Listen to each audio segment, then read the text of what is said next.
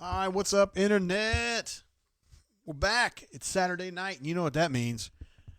We're going to start doing some brain draining here on the YouTubes, Internets. Yeah, we'll call it that. First of all, I hope you guys had a great week. I did. I had my birthday in the middle of the week, I think. Yeah. Wednesday.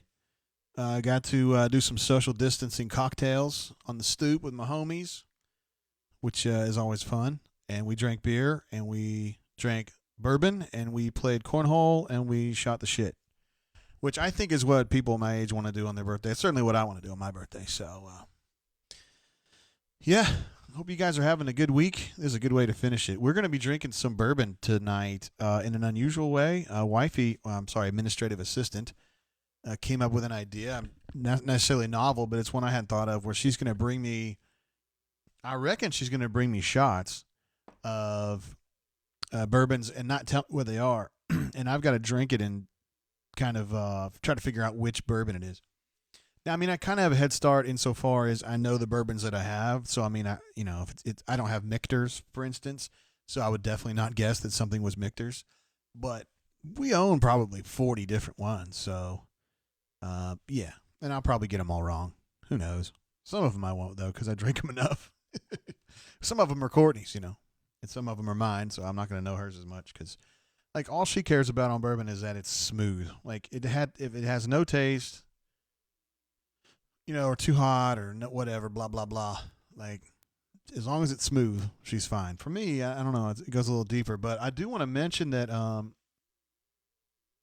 was it the Larceny that I had? Was it 2 weeks ago I had that? It might have been last week. That Larceny Barrel Proof absolutely tore me a new butt, man. I can't even drink that stuff anymore. I'm done. So if you guys want a 3/4 full bottle and you live in Montgomery, I'm definitely down with that. In the chat, we have got many of our usuals, our superstar usuals. AU Storm 20, a caller of the show, is our first one. Jumps into the chat, says Bundesliga's back, baby. I was watching it this morning. I don't watch a lot of Bundesliga, but I'm familiar with who's on, like Bayern and Dortmund, et cetera, and that was another strong match from Dortmund that I saw. Happy to see that back, and then we've got NASCAR tomorrow here in the States, and then we've got, let's see, La Liga is going to be middle of June. Prem League is going to be like at the end of May, I think. So we're slowly making progress, getting some of this. Hey, now, got a little bit of water from the administrative assistant. Yeah. Are you live? Here, can you put this somewhere for me? Sorry, I don't have anywhere to put this. I literally am out of space. You can just put it in there. Thank you. You're the best. Let's see. AU Storm says, felt like they were playing in a local YMCA, talking about the Dortmund game today. It was a little eerie. I mean, you could hear too much, right? But, hey, we'll take it any way we can get it at this point. Let's see who else we got in here. Rob D's in the hazel. Alpha Tiger, who's usually there for like the last 30 minutes of our shows, is here in the very beginning, which is great. Glad to have it. Already referring to people as Swoogans, which I believe is a made-up name, but that doesn't mean that I'm not necessarily right or wrong about, each definition or whatever. I'm just kidding. He asks, did I get a birthday blumpkin? Administrative assistant may need to earmuff. I guess that's like a dumpling, but on your birthday? That sounds delicious. And in fact, I may have had one because she was trying out some freeze-dried dumplings. I don't know what the hell it was. I don't make this stuff. What now? Frozen. Freeze-dried. It's all the same. Corny Mofo says he seems more like a Cleveland Steamer type of guy, Alpha. I do like the Cleveland Browns. Absolutely. Those guys rock. No, they don't really rock, but I like the team. You guys, boy, I tell you what, you guys know a lot about me. You know that I like dumplings, and I like the Cleveland Browns. That's pretty cool. Let's see. Rob D says he's having Tito's on ice tonight. That's pretty sweet. Sounds delish. Ben, remember old Ben that used to work here, Ben Woke? He got me turned on to Tito's and pineapple juice, which I know, man, that's kind of like sort of a cocktail, and I'm anti-cocktail, but I'm telling you, it's really good. So I just suspend my disbelief, and I just say it's an ode to my friend Ben. Corny is in the hizzle, of course. We love Corny. Coming in from the Nevada area. How's it going, party people? It's going well. Glad to have you here, bro. David the Wizard, superstar on at least 4 continents that I can confirm for sure. Not sure about Antarctica. Is in the house. Word, David. Glad to have you here on the show. Leif B. from the greater Owensboro, Kentucky area in the house as well.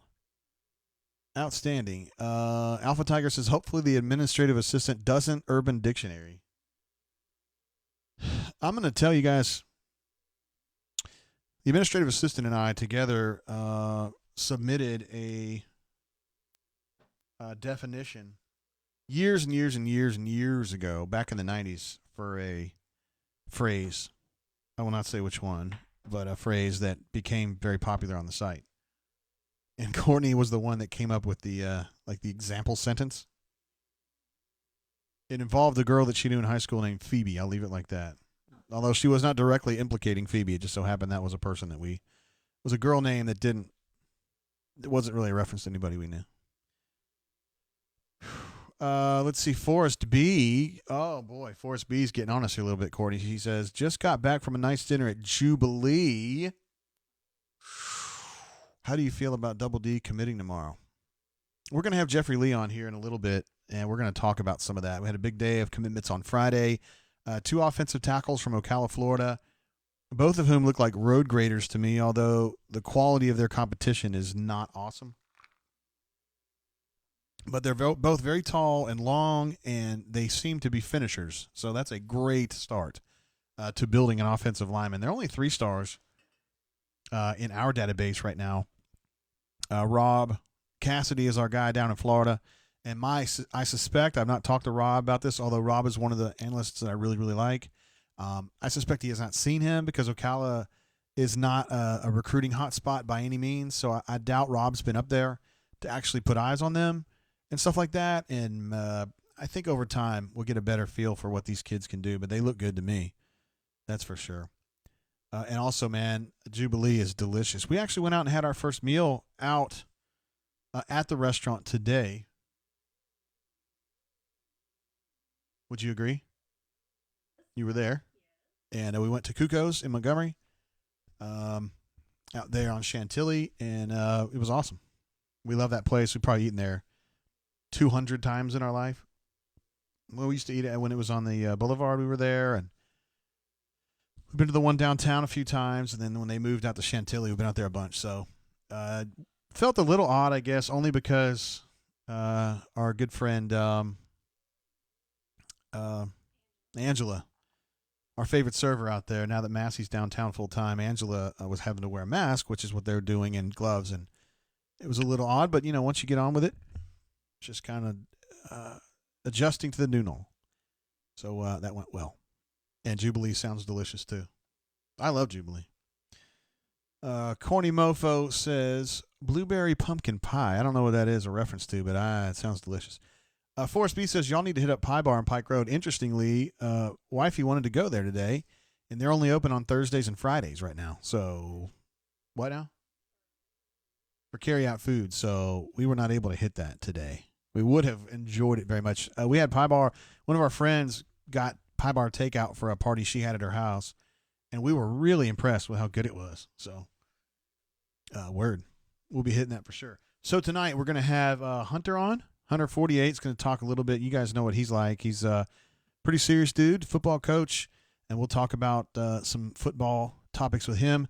I've already touched base with Jeffrey Lee. If we get him before he goes to bed, I'm just kidding. We're going to talk to him about these commitments they got this week, the 2 offensive linemen from Ocala and the athlete from Greater Fort Myers, Florida. Just got a text from Hunter. Says he's aiming to be on at about 8 o'clock, which is approximately 40 minutes from now. So I'm going to say word on that, and we'll remember that. Pick up Hunter 48 and then Jeffrey Lee I mentioned. I did touch base with Amanda, who I think is going to call in tonight. And she said that she would, so that would be great. Want to try to get to the bottom of her burgeoning relationship with Papa Bear, CJ 3131. Her feelings about Doc Dumpsta, and maybe some other things that have been going on. She's been a hot hit on the bunker these last 2 or 3 weeks, and has posted a lot. And I think she's approached it with good humor. So we want to check in with her for sure. David the Wizard, I checked in with him, and he's going to call in, and we're going to get an update on how he's doing. Obviously David's a big analytics guy, and he's kind of like our social media liaison. Kind of advises us on items of social media interest. D Lucky knows what I'm talking about on that. We got D Lucky in the chat, by the way. Glad to have it. Of course, we got D Lucky. D Lucky's like our barometer, man. He just kind of takes the temperature of what's going on, and gives us a great summary of what's up. I think a lot of times people will hear David the Wizard talk. He talks very quickly. Maybe we miss things. Maybe we don't appreciate the genius in the things that David the Wizard says. And then we just have D Lucky jumps in and just breaks it all down in like 2 sentences. It's wonderful. It's great to have people like that who have that analytical brain and can just distill it down like that. It's unbelievable. It's a skill that few people have, and we're glad that D Lucky shares it with us. Let's see. Pocket Watch in the house, one of our superstar all-stars, says he almost missed it. How long has this been going on? We are currently 13 minutes into this show, sir. Glad to have you here. You're usually a start-to-finish guy, too. David Brown says, are we losing to Corona by 99, or are we winning? Winning. You think we're winning against coronavirus administrative assistant? She hopes so. I don't like that attitude. We've also got a new member in here. JM says, my first brain drain, Ole Miss Reb here. I'm a G-Pits OG diehard. Glad to have you, JM. Thanks for wandering over into this pond, so to speak. Glad to have you. And Leif B obviously is an Ole Miss person, a Rebel Groves person. And Georgia Rebels over here a lot, too, as well. I haven't seen him or her post just yet. But we can usually rely on Georgia Rebel being here, and Avery usually stops by as well. So, David the Wizard says, I'm hella ready to call in this mug. Ruxy got to start it off, though. Actually, Ruxy Poo's been kind of a middle of the show guy here in the since quarantine started. I mean, in football season, we always kicked off with Ruxy, who was always lit after a football game. But during the quarantine phase, he's usually like a middle. He's like our second win guy. So we won't kick off with him. I doubt it. Got our first super chat coming in from Fat Crack, one of our Hall of Fame super chatters and just general badasses here on the brain train. Says JG, WDE, Dad is still fighting but getting better. Thank you for all the prayers and thoughts. Please keep them coming. Fat Crack asked for our prayers a couple weeks ago, and we've certainly been doing it. So glad to hear that, brother. Thank you for jumping in, as usual, because you always do that. Pocket Watch says G-Pit should have an epic logo.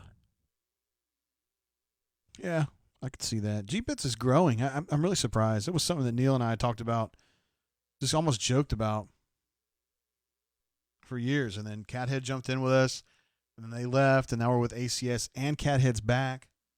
And I've got like a lifetime supply of Cathead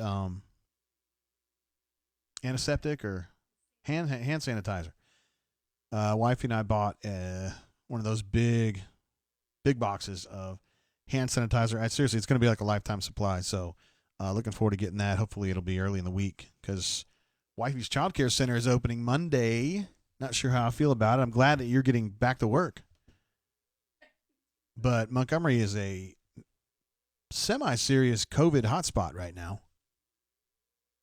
The statistics bear that out, and it was listed by the White House as one of the hotspots in America the other day. And then anecdotal reports suggest that they are now telling people who are having elective surgeries that were scheduled for this week and last week that they have been delayed indefinitely due to the hospitals being filled up with COVID folks. So Montgomery's not a really happy story in the COVID world right now, but I'm confident we're going to get this thing turned around. And,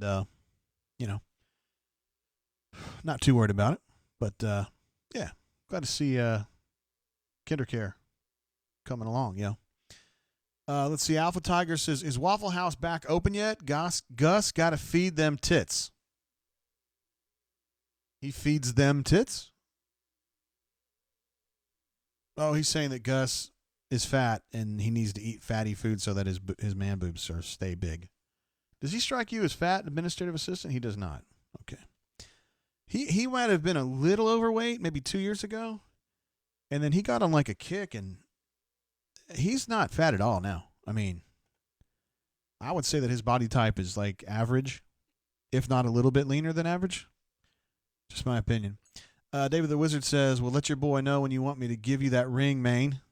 Hell yeah. Love to have it. Cleveland Brown, one of our start to finish posters. Glad to have you here, CB. Says, how about those new commits? Interesting for sure. Yeah, actually, I've got a little thingy. Here we go. Those are the latest commits. The two offensive linemen from Ocala are teammates at Trinity there in Ocala. Like I said, both 3 stars, but probably more a function of Rob not having seen them in person. And sometimes we just give folks like a placeholder grade. You know, maybe he's seen the film, but he hasn't actually gone there. And Mike hasn't seen it and all that kind of stuff. It's a very complicated procedure in many cases for that stuff. So Garner on film looks like he plays a little more interior. I think the film that I saw, he was playing left guard, but he was pulling a lot.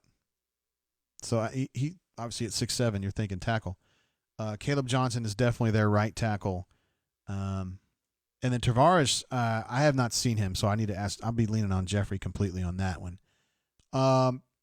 To me, Langlo looked like the meanest of the two. Like they're both are finishing really well, but the quality of competition looked a little low to me. Like they're just too good for the kids they were going against. But obviously, Bick really thinks a lot of these long dudes, and they're not going to play around with 6'2", 6'3" tackles. He wants some big, long dudes. So there's 2 right there. And they're also trying to get the center. I think his name's Jake Slaughter. The center on that same team is committed to Florida State right now. And I think Auburn would like to have him too. So they'll continue kind of beating that drum and going after him. It'd be weird to get 3 linemen from the same school. Yeah. So technically, Tavares actually lives in, forget the name of the, it's the like the biggest suburbs southeast of Fort Myers. I just forget the actual name of it, but I just put Fort Myers. It's close enough. So we'll check in with Jeffrey Lee. Maybe we ought to start off with Jeffrey Lee. Be kind of weird. Pocket Watch says, actually, I was told by a nurse in Montgomery that her little area has 6 nurses and 2 assistants. Area has 6 nurses and 2 assistants have COVID now while they work. Oh, boy. I know something came up on the City Watch Uncut the other day where there were 2 nurses quarantining at a hotel here in town. Don't want to say which one. And that got out and everybody got all mad. And I mean, if they have COVID and they're quarantining in their hotel room, I don't see how that's going to be a threat to the other people in the hotel, but I'm not an expert. But anyway, people got all fired up about it. So we do have some nurses in Montgomery that have it who are quarantining just like they should, and at least unofficially. Big super chat come through for Alpha Tiger 08 joining Fat Crack on the super chat crew. Thank you very much, Alpha Tiger. Appreciate you doing that. Let's take a moment to think about Lane Kiffin. Better not finish that one, Alpha Tiger. Thank you for your super chat, though. That was very nice. Very generous, and glad to have you here on the early portion of the show, although you're being a little profane today. Well, not profane. You're being gratuitously sexual. I don't know.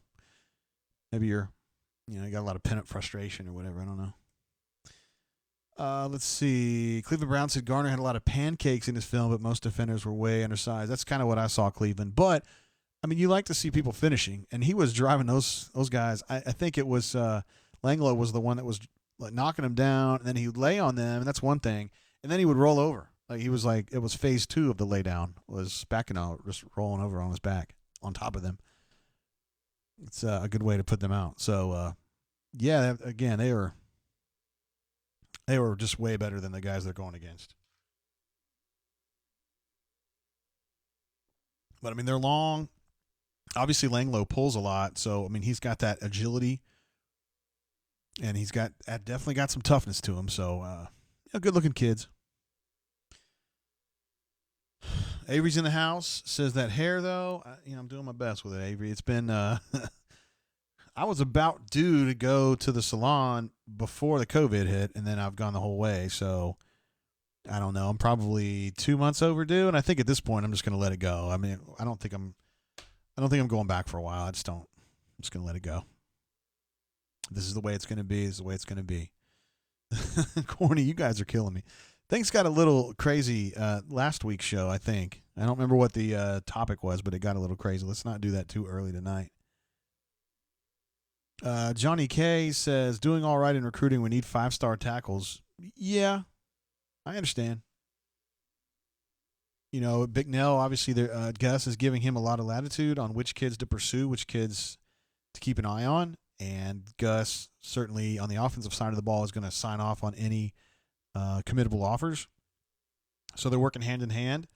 But these don't remind me of the kinds of kids that JB would have gone after. This is kind of a new breed. So that we'll talk to Jay Lee about that. In fact, let's just go ahead and hit up Jay Lee. I know Jay Head is in the chat. One of our favorite all-time posters on the bunker, obviously, and he's been on the show as a caller too because he's an expert, particularly in basketball recruiting. But he also knows about football recruiting. So we will pick up Mr. Lee here momentarily. I'm still working on the new computer situation. I can't ever decide which computer I'm going to get, man. I mean, I know I'm going to get an Apple, but I just don't know which one. And you're always playing this game of like, okay, if I get this one with this processor, and then 6 weeks from now they come out with a new set with a new processor, I'm going to be behind the curve, and I'm just playing this game, and it's driving me crazy. You computer guys know what I'm talking about. I know Will would understand that really well. Will Collier. Maybe I'll talk to him or Jonathan O about it. Those guys know a lot about computers. Just run it by them. Hell, you guys, some of y'all might be computer folks. Rob D says, just added a splash of pineapple to my Tito's. Good advice. It works for you, huh? I had that at the Final Four. That was where Ben was telling me about it. And so we drank up at the Final Four, and it's delicious. Still can't believe Auburn made it that far. Should have won. Should have won the damn natty, in my opinion, but whatever. We're not going to get started on that again. Okay, let's get Jay Lee on the horn.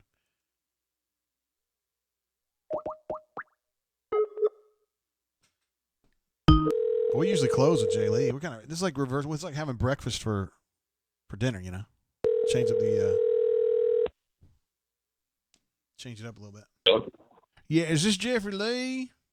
Hey, Budgie. I got 355 bales that I laid down in your yard. That's going to run up to about $1,600 a pine straw. You good with that? I'll tell you like I told the last person who told me, you can fuck off. Oh, Brooks is sitting here. Oops.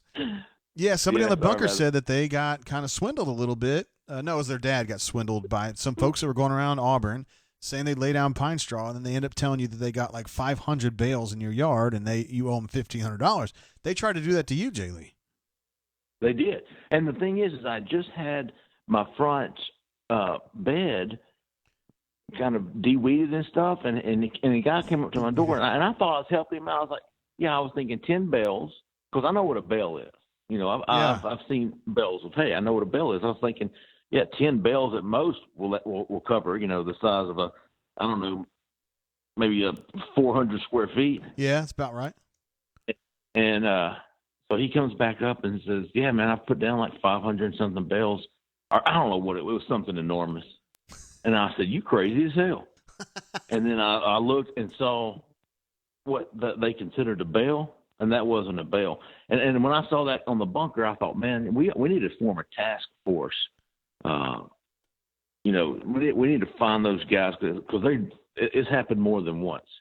I know a couple of other people. When that happened to me, I put the word out, and a couple other people came forward. Now I did give the guy, I was like, here's $100, man. That's more than fair. Yeah. And he kind of stepped to me. Damn. I told him he better back off. I feel but it is bull. I mean, it's BS. He's trying to hoodoo you. It's fun. And see, the older folks are not going to put up that fight. They're going to say, oh, I got, oops. And they don't tell you how much they're putting out. See, what you should do is say, yeah, man, go put out $100 worth. I'm willing to pay $50 for you to put out some pine straw. It's a con job, man, and the city of Auburn needs to do something about that. They need to find these guys. We need to hunt them down and get them off the roads. White truck with a big trailer full of pine straw. Damn, it's terrible that they're preying on people like that, Jay Lee. You got to be like those Hell's Angels or whatever the people that used to go on the New York City subway and fight off the bad guys, the Guardian Angels. Dude, I just watched that. Yeah. Yeah, some badasses. I just watched that. Right. Listen, man, everybody wants to know about these 3 commits they got on Friday. Auburn Tigers got the 2 offensive linemen from Ocala and then the athlete from Greater Fort Myers. Tell me what jumps out about these 3. Well, the 2 high school offensive linemen, I think, is a huge duo for Auburn. The one thing lacking from Gus Malzahn recruiting has been his recruitment of high school linemen. You've got Trinity Catholic down there. That's got, I think, 4. All of their offensive linemen are D1 guys, and for Auburn to go in and get 2 of them, one other is committed to Florida State. So for Auburn to go in and get that Caleb Johnson kid away from Notre Dame, to get Garner Langlow away from Florida State. Garner Langlow, he's 6'7". He could play tackle, but I think he's more of a Braden Smith type, just bulldoze grader as a guard. But Caleb Johnson's very, very prototypical type tackle. I thought both of those guys, getting them on board was huge for Auburn to go with. They got that Jamarian Gooch a couple of weeks ago from Tennessee, who's just massive, 6'8", 330. So your 3 offensive lineman commitments right now are 6'7", 6'7", and 6'8". So I really, really like it, and I can't. And all 3 of them are currently 3-star guys, but I guarantee you, most colleges don't think they're 3 stars. Yeah, I was kind of postulating early on the show that's probably because Ocala's not a recruiting hotspot, Jay Lee, and I don't know if Rob's had a chance to go up there and see those kids, or maybe they're just in an area where we don't see them a lot. Yeah, and he's overwhelmed. You got to think of how many recruits are in Florida, from top to bottom, and there you got one guy down there doing as a primary evaluator, and but to me, offers is a lot more valuable than stars. Garner Langlow was raw. He is raw, but he is a beast in the weight room. And you saw after Auburn offered, you saw a lot of other schools offer to Florida State. A lot of guys in the past 2 weeks jumped on this kid, and I thought it was great that Auburn got in on him early. And Bicknell, he's doing work on the phones, on FaceTime, and has done a really good job of getting 3 of. And Jamarian Gooch, don't think Tennessee didn't want him, or is it still trying to get him? So they've got 3 guys committed right now on the offensive line that SEC and ACC schools want. And there's at least one other kid at that school, that Trinity school in Ocala, that Auburn would like to have on the offensive line, right? Jake Slaughter is another kid that they would like. He's an interior guy, more of a center. He's committed to Florida State, but I'm guessing Auburn obviously wants him. They offered him not too long ago, and having 2 of his teammates, 2 of his fellow linemen committed, definitely give Auburn. I can't imagine this kid not visiting Auburn if and when those visits resume. Yeah. I can't remember Auburn recruiting Ocala before. I don't remember that. Yeah, that's the first for me. There's not much there, but that must be one hell of an offensive line to have. 2 kids committed to Auburn now, a Florida State commit, and there's another kid, I think Barber's his last name, who's probably a Power 5 guy as well. Dang. That's a lot of beef. Can you imagine being a high school kid, 6'1" defensive lineman, 250, and you're looking across the line at, 4 or 5 D1 guys? Yeah. And those guys, you can watch on the film. They're just too good for the kids they're going against. The kids from Ocala. They're just sad. And they're cornbread boys. They're tough. They're mean. They get after it. I really like those guys, and I think they're going to be great. And how about the athlete out of the greater Fort Myers area, Tavares Dawson? Yeah, from Lehigh Acres, dude. This is he's got the speed that Auburn wants, whether it be in the defensive backfield or in the slot. He can play. He does it all for his high school team. Even return kicks. He's just one of those all-around athletes with a lot of speed. And I thought that was a big get because he's so versatile. He can play so many different positions, and Auburn hasn't really isolated one spot for him. They kind of bringing him in as an athlete, and wherever they think he can get on the field and help the team the fastest is where they're going to put him. But I really like his explosive on the offensive side of the ball and in special teams, and he's a turnover machine on defense. If you had to guess on him, what would you think he would play? Cornerback. All right. That's a Kevin Steele special, huh?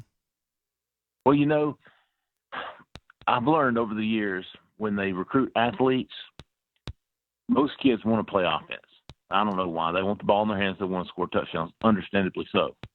And when Auburn doesn't want them to play offense, they bring them in as an athlete. You remember Courtney Denson? Oh, yeah. I mean, there's been several over the years. Carlos was one of those, too, Carlos Dansby. There you go, yeah. But I think cornerback, nickelback, something like that. But bring him in as an athlete, give him a chance if that's what he wants on the offensive side of the ball, and then put him where you think he can help the fastest. He'd be a little different than Tut, though, because Tut, I don't necessarily think he's a great athlete. He's just a smart player. Whereas this kid Dawson looks like he's got some real athletic ability. Oh yeah. T. Reed was the same way. It took him 3 years to finally go over to defense. Ended up playing in the NFL a couple of years. Yeah. Or a couple of years, I should say. But yeah, same type of athlete, except I think he's got a lot more top end speed. And what I like about him, and I watched his video yesterday, and he's got a lot more wiggle in his hips. He's got the cornerback hips. Yeah. He's not as stiff as some of those straight lines. I don't think Anthony Schwartz could play cornerback. No, hell no. He's got one thing, and it's go really fast in a straight line. Right, exactly. Yeah. Tristan Davis is like that too. There you go. Had the hips of a safety. And, the momentum I don't think is going to stop anytime soon. I think for the next week I'm going to be very busy. We've got Demetrius Davis, the 4-star quarterback from Texas, committing in the morning at 10 a.m. I'm feeling really good about Auburn, have been for a couple of weeks, even before his decommitment from Virginia Tech. He came out, he posted, or I don't even know if it was him, but somebody had asked on the bunker. He had a top 3, and Auburn wasn't in it today. But I've checked into it, and Auburn's definitely in it. I'm still optimistic on Auburn's chances of getting him in the morning, and I have been told for a long time now, a couple of months at least, probably going back to February, that he was Auburn. He's he's who Chad Morris wants. Damn. At quarterback, and they felt like they could get him even when he was committed to Virginia Tech, and so when he decommitted, I think 2 weeks ago, I think that was part of the plan, and I could see him coming on board tomorrow, and then next week. I've got some other guys to keep an eye on. Marquise Robinson from a defensive tackle down in Milton, Florida. Been up to Auburn several times and has been high on Auburn. One guy to keep an eye on. Also Jeremiah Williams, linebacker buck from Ramsey High School. I could see those kids making the decision soon, and if so, I like Auburn's chances with both of them. Damn. Let's change gears a little bit. We had a question coming in from the Canoe Man. Wants to know, what do you think Auburn's going to do basketball-wise with the last scholarship available, and could it be Jonathan Kuminga? Yeah, it could be. I don't think it will be, but yeah, Auburn's in it. I wouldn't forecast him. I think Corey Evans or somebody had forecasted him to Auburn. I don't see it. I don't see it happening. I think Auburn is going to take their time with this spot. Just from the guys that I've talked to in the last 2 weeks about how they're going to handle this. There's, you've got grad transfers, you've got mid-year transfers, you've got some late guys coming in, coming available. But I don't think Auburn's in any hurry to fill that spot. And I even said this on the board. I could even see them holding that scholarship for a mid-year guy if the right one is there. Yeah. There's been some names out there. Josh Lankford, if he were to transfer from Michigan State, Matt McClung from Georgetown, but I haven't heard any real, anything that's getting to the point where I think it's serious right now. I think, those are a couple of names that have popped up, and sure, Auburn's contacted McClung, but I don't think there's anything serious right now with it. Dude, Joshua Langford, kid from Huntsville that ended up going to Michigan State over Auburn. He gets hurt a lot, but that dude can shoot some 3 balls now, and it seems like he would fit in perfectly with what they need. He would be, and I do not think he's made the. And I remember covering him when he went to Michigan State. I remember Auburn was after him very hard. He elected to go to Michigan State, and at the time, you couldn't blame him. Yeah. Because Auburn was still on the come up then. So in Michigan State's all perennial power, Tom Izzo. So no, nobody really blamed him. Alabama kid going to Michigan State was a big deal at the time, but he's graduated. Got one more year of eligibility left. There's some talk he could go back to grad school at Michigan State, but he hasn't entered his name. He's just back home with his family, from what I've been told, in Huntsville, and still kind of mulling over his options. But if he were to enter into the transfer portal or elect to go somewhere else, he'd certainly be a guy I could see, being a legit option for Auburn to fill that. And it'd only be a 1-year scholarship, so it'd be perfect. Yeah. Auburn would have an offer, a scholarship available next class. I mean, the thing is, he loves Michigan State, and Michigan State loves him. I mean, it's a great deal there. So it's going to take a lot to pry him away if that were to happen, but you never know. That was one thing after doing some research on him in Michigan State is there are no ill feelings either way on that. There's a lot of love mutual. So it's not like he's pissed and looking for more playing time, or he wants. Like you said, there's a lot of love there. So but being back close to home in these times is important to a lot of these kids. That's true. So maybe that's a factor. I think it certainly works in Auburn's favor if that were to happen.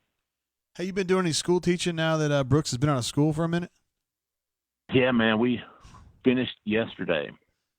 Thank goodness. The teacher keeps sending stuff like, here's some more stuff. I'm like, dude, you can take me off this mailing list. I'm done, son. Man, in 3rd grade math, I mean, first of all, I don't know if all the kids in the Auburn City school system are getting these requirements, and we had to turn in stuff. But man, I mean, it was legit, dude. I mean, it was. There were. Let's put it this way: other kids who weren't at his school didn't have half the stuff he had to do. Damn. This woman was like dead set. My oldest sister is a school teacher, and I thought this is how she would be, like taking this way too seriously. Yeah. I mean, I know it's education stuff, but come on now. But man, I'm Jeffrey Lee. Yeah, come on, dude. So, but I have loved it. It's been great. We've had a good time together. We're going to watch Scoob tonight on Amazon. Word, okay. Yeah. You were talking about that on the chat earlier. It sounds like a lot of folks are fired up to see that. So. Oh, cool, man. Has the Wizard been on yet? No, I think he's raring to go though. So he'll probably be the next one on, I reckon. Okay. I'm gonna have to stick around for him. I wanted to hear his old lady. Or a side chick, or whatever she is today. Come on, man. Let's be cool, Jeffrey. Come on now. Oh, my bad. We don't want to get in his way, Is he listening? Possibly. Hey, dude, Hey, we need to do a show at Voodoo pretty soon, though, man. I mean, I miss you guys. Just taping and hanging out in person. I actually fixed some wings tonight, man, in honor of Voodoo. Sad. And wings and fries tonight. You think we could do it? I mean, you think we can do we do the show there? We have to socially distance it, though. Absolutely, man. Yeah. We'll sit in opposite corners or something. Okay. Jeffrey, appreciate you. Always glad to have you here on the show. And, of course, at auburnsports.com, you're a freaking titan. So you're the man. Thanks, buddy. I appreciate you having me on. See you, Jay Lee. Peace out. Peace. There he goes. Jeffrey Lee. A beast. Been here a long time doing this. And the best thing about Jay Lee is that he just gets the information. He does not burden you with a bunch of superfluous information that's just white noise. He tells you what you need to know, and I like that about him. While we had Jay Lee on, we had a super chat come through from Raven P., who is one of our superstar chatters in general, always here with us on the show. I think he's having to go do something tonight, but wanted to stop by and say hello. He says, I'll have to catch the rerun later tonight. Keep up the good work and have a great show later, all my fellow drainers. And Canoe Man jumped in and said, "Have a great night, Raven." That's nice. Appreciate that. That's the kind of community I like to see. Thank you, sir. Let's see. AU Taxman, who's always here with us, says Kerwin Bell used to be the head coach at Trinity in Ocala. I did not know that. That's cool.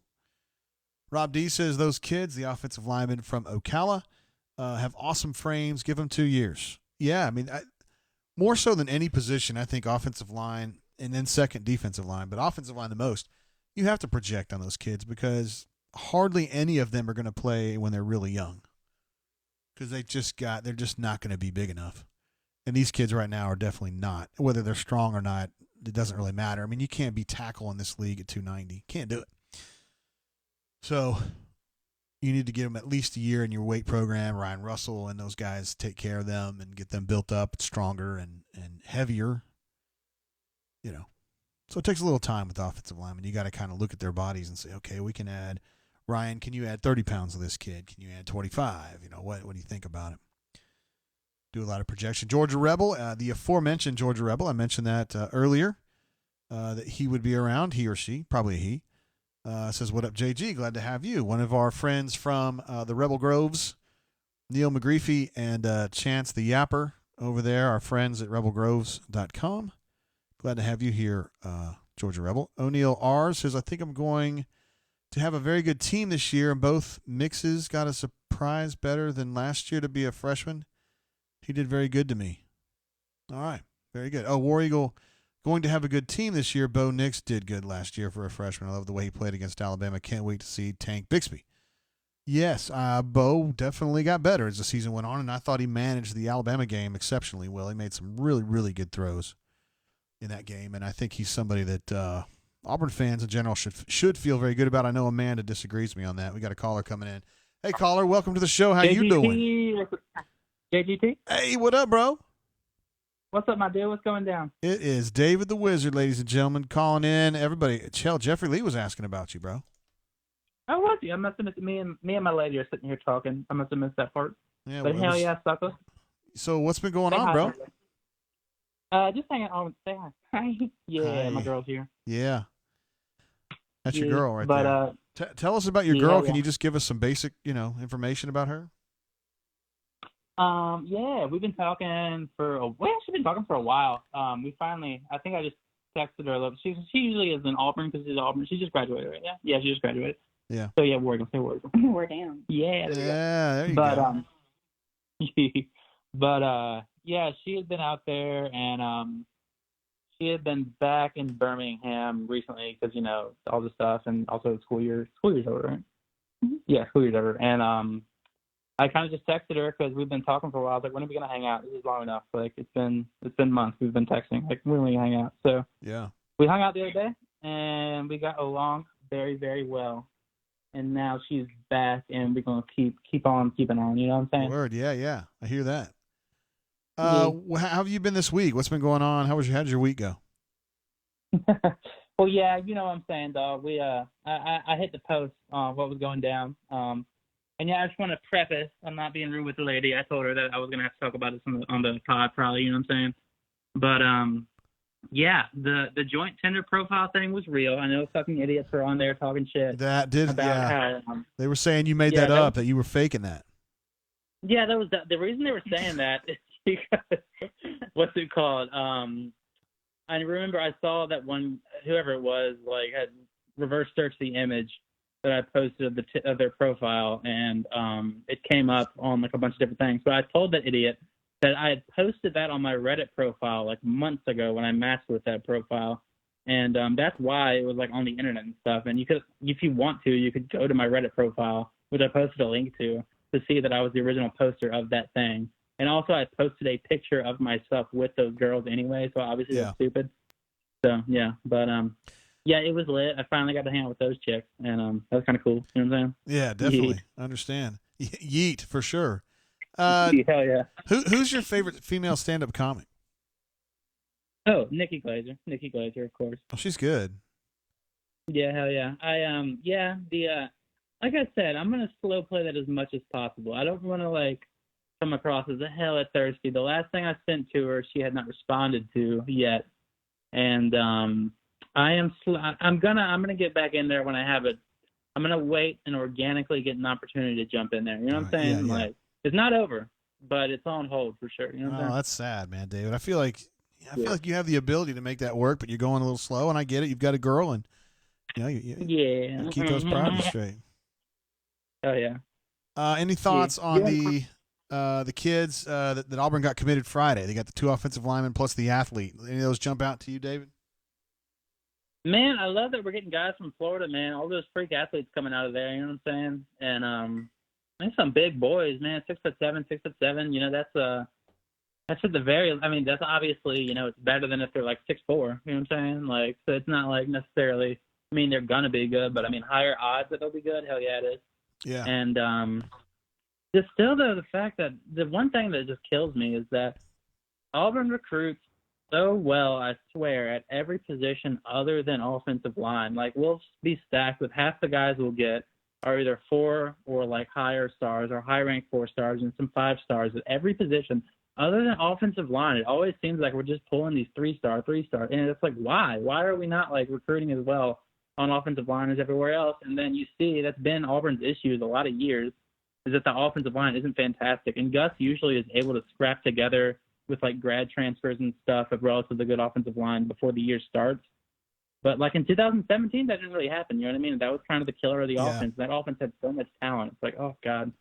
But at the same time, I mean, these guys look like beasts. I mean, 6'7", 280 and 290 when you're like a 17, 18-year-old high schooler. It makes you fucking, I mean, that's no joke. You know what I'm saying? So we'll see. That's bigger than you were at that age, right? Yeah. When I was 17, I was about the same. I was about, 6'4", like 230, 240. That was about where I was at. That was back when I was still trying to beef up, and I was playing football then. I wouldn't know nothing too serious, but I mean, I was all right. Word. I was a big boy. Anything I'm forgetting to ask you about, David? Everybody's just real stoked to hear from you, just kind of giving a checkup of how things are going in general, but anything special? Yeah. Well, I do want to clarify. I saw a bunch of A-holios on the board talking about how those girls were underage for some strange reason. Yeah. I just want to make it very clear. One of those girls has an OnlyFans. You cannot have OnlyFans if you're fucking 16. So first of all, get the fuck out of here. They're 20 and 21. And also, the girl had a damn 2017 class ring on. Like, I don't understand, like what? It's just, I feel like it's just salty, jealous assholes that are like, oh, man, nothing to do. So, yeah, fuck all that. But also, though, I was going to say, if you wanted to ask my lady some questions, you can ask. I know she said she thought it was interesting, and I don't know, maybe you'd like to, that'd be maybe kind of an interesting thing. You know what I mean? Like Tinder saga, and you can like straight up talk to one of the girls. Yeah, hell yeah. Well, I mean, I wouldn't mind. I mean, you could just relay the questions, but I'd like to know what she likes most about you, David. Yeah, tell him. This beautiful dog he has. Yeah. Obviously. I have a tiny little Pomeranian with a mega chick magnet. So fluffy. And does it creep her out that you know about OnlyFans and stuff like that? I mean, is that off-putting at all? No. Can I tell them about your previous job? Sure. She used to work at Love Stuff at like sex shops, so she's a pretty sexually open chick, right? Yeah, obviously everybody likes that. Yeah. There we go. To work there, you have to be. Yeah, I feel. I think so. Yeah. Cool. We're gonna get weird tonight, right? I mean, the bottom line is, if you're at Love Stuff, I mean, the Pyrex doesn't sell itself. You know what I mean? Exactly. Yeah. You know what I'm talking about. Hell yeah. Well, David, it's always great having you on the show, bro, and I'm just glad things are going well for you. You know, another great week for you, and I look forward to you checking in next week. Oh yeah, man, definitely. Yeah, good talking to you always, man. Much love to the bunker and the homies, to the family, would be. You know what I'm saying? Yep. And also to your lady friend, thank you for being part of the show. We think a lot of her as well. Oh, thank you. Hell yeah. All right, y'all be good. Also, wait. Oh yeah, you go gotta ahead. Take a shot with me. You gotta take a shot with me, man. Oh hell yeah. Yeah. What are you drinking? Gentleman Jack, big dog. Gentleman Jack. Hey, I do have to ask. I don't mean to be too crass, but D Lucky, who has been a big fan of yours on the show, as you may or may not know, he wants to know if you would. And this is a little crass, I know, but he's asking if you would put it in her butt. I'll drink. Is that gonna happen? Is that gonna happen tonight? Not tonight. Can we try it? Oh my gosh. Can we try like maybe like? I'll put something up your ass. Oh, okay. Oh, that turned around real quick, didn't it? I guess this is a no. I mean, we talked about that last night. Yeah, true, we did. Yeah. All right. Well, You guys continue negotiating that. I don't know if you're going to get anywhere, David. All right, big man. See you, bro. Take a shot with me, though. Oh, yeah. I just took one. Not though. Okay. Oh, well, yeah, the delay on the thing. I'm going to take one right now, then I do. All right, bro. See ya. All right, man. All right, D-Lucky, we got that answer. Doesn't sound good for his chances on that one unless he wants to do a little reversal on that, which I doubt he's going to want to do. But, I mean, we can't say anything out. Him saying that she has an OnlyFans account as evidence that she's a certain age, that doesn't really sway me very much, but, whatever. D-Lucky says, I was not expecting that. What is it my dad used to say? If you're bothered by my answers, you need to stop asking me that question. We asked the wrong question right there. So there we go. Everybody's jumping in on that one.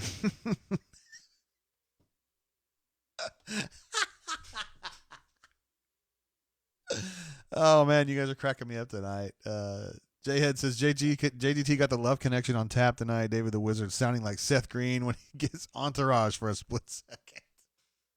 I remember that dude. Yeah, he was funny on there. Ed Darby is coming up with a bunch of questions tonight. What's the deal with offensive line recruiting over the years? I don't really know what that means. They just need to be better. We know about that for sure. Hey, caller, welcome to the show. How you doing tonight? Hey, man, it's Hunt, dude. Hey, what up, man? How you been? Brother, I'm good. You Real called in good. right. Maybe I a mean, little too when good. you say 8 o'clock, dude, you mean 8 o'clock. Hey, man, I'm a specific guy. We just had David the Wizard on, and I don't know if you listened to that conversation, but you might want to go I back. heard that. I'll be honest. I can't really follow that up. Like those are realms that I just don't exist in, I guess. Yeah.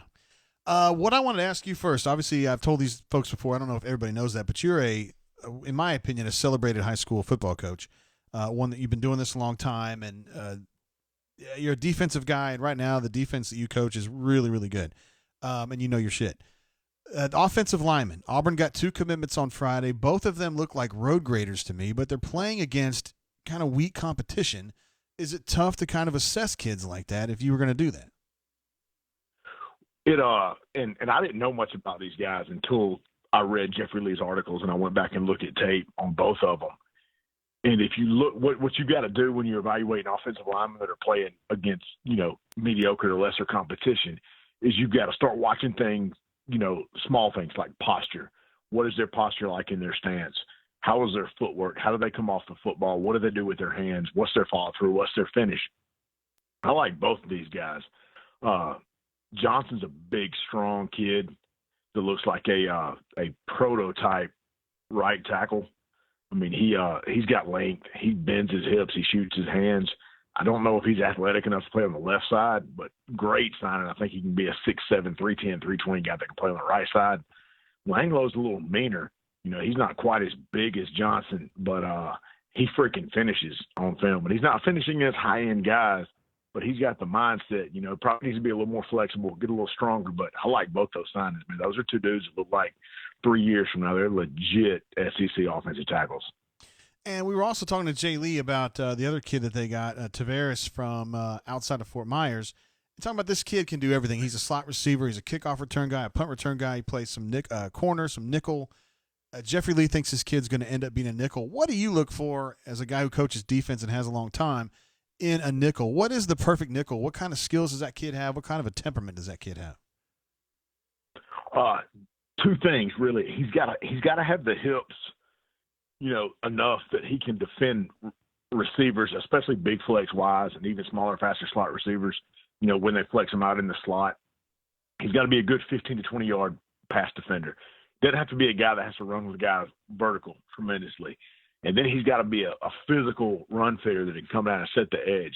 You look at Dawson, and Dawson reminds me a lot of Christian Tutt, which I think is a great thing. I think Tutt's a hell of a football player. He's a very physical player. I just wonder sometimes if he has the burst. Because, like you mentioned, you're not necessarily looking for a lot of vertical coverage on a nickel, but, man, when Tutt has to do that, he gets killed a lot, Yeah, he's not great. He's not great at it. And but really, if you look at the guys that exploit him in that, it's truly elite guys, man. Like Waddle at Bama, Waddle's a mismatch Oh, yeah. for anybody in the slot. Jamar Chase. You know, I mean, too. that's just, Jamar Chase. You really, it's almost impossible to ask anybody to single cover either one of those guys. Yeah, word. Waddle was a pain in the ass for damn near everybody he played against this year. Everybody, man. Like, he's so scary with the ball in his hands. It's ridiculous. Yeah, so offensive lineman, going back to the offensive thing, these two guys, Big Nell's got 3 kids committed, 6'8", and then 2 guys that are 6'7". And that's a little bit different than what we've seen from Auburn. What are you thinking about that?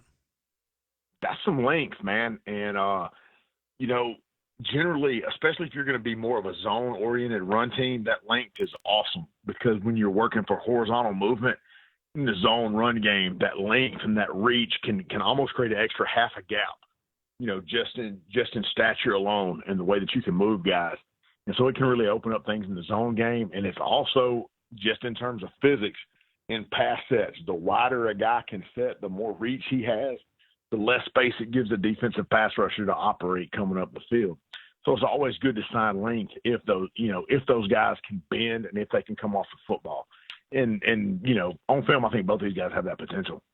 I've often wondered, we talk about how the low guy wins a lot of times when you're talking about on the line. If you've got a 6'8" tackle and he's taking on guys that are like 6'4", 6'3", isn't he always at a disadvantage in those situations? Has he got to bend a lot more than the other guy? He is in terms of initial leverage, but that length that we were just talking about can compensate that for a lot. Because if a guy gets beat off the snap or he's a little bit lower, but he can fully extend and take that extra step and move that guy another, you know, quarter of a yard to a half a yard, whereas the guy that was 6'2", 6'3" couldn't. You know, a lot of times that can compensate for it. You know, and really again create that extra gap movement up front. It can also be a hindrance, man. If guys can't bend, you know, and I think height on the defensive line is one of the most overrated things that teams look for ever. Because if you can burst, get upfield, and cause chaos, you don't have to be tall on the defensive line.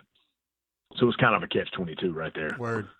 But in a perfect world, and I know you work on defense, but on offense, would you want taller guys playing tackle, or is there a cutoff? I mean, would you be like 6'5"? No, I definitely want taller guys playing tackle. You want wingspan and length at tackle, and then you want a little more compact at guard, but guys that are really strong and can get movement and reset the line of scrimmage going forward on the interior. Jeffrey thinks that Langloh, who is also a pretty long dude, will end up playing guard. Is there any disadvantage to that, playing inside and being that big? I mean, Braden was 6'5", I think.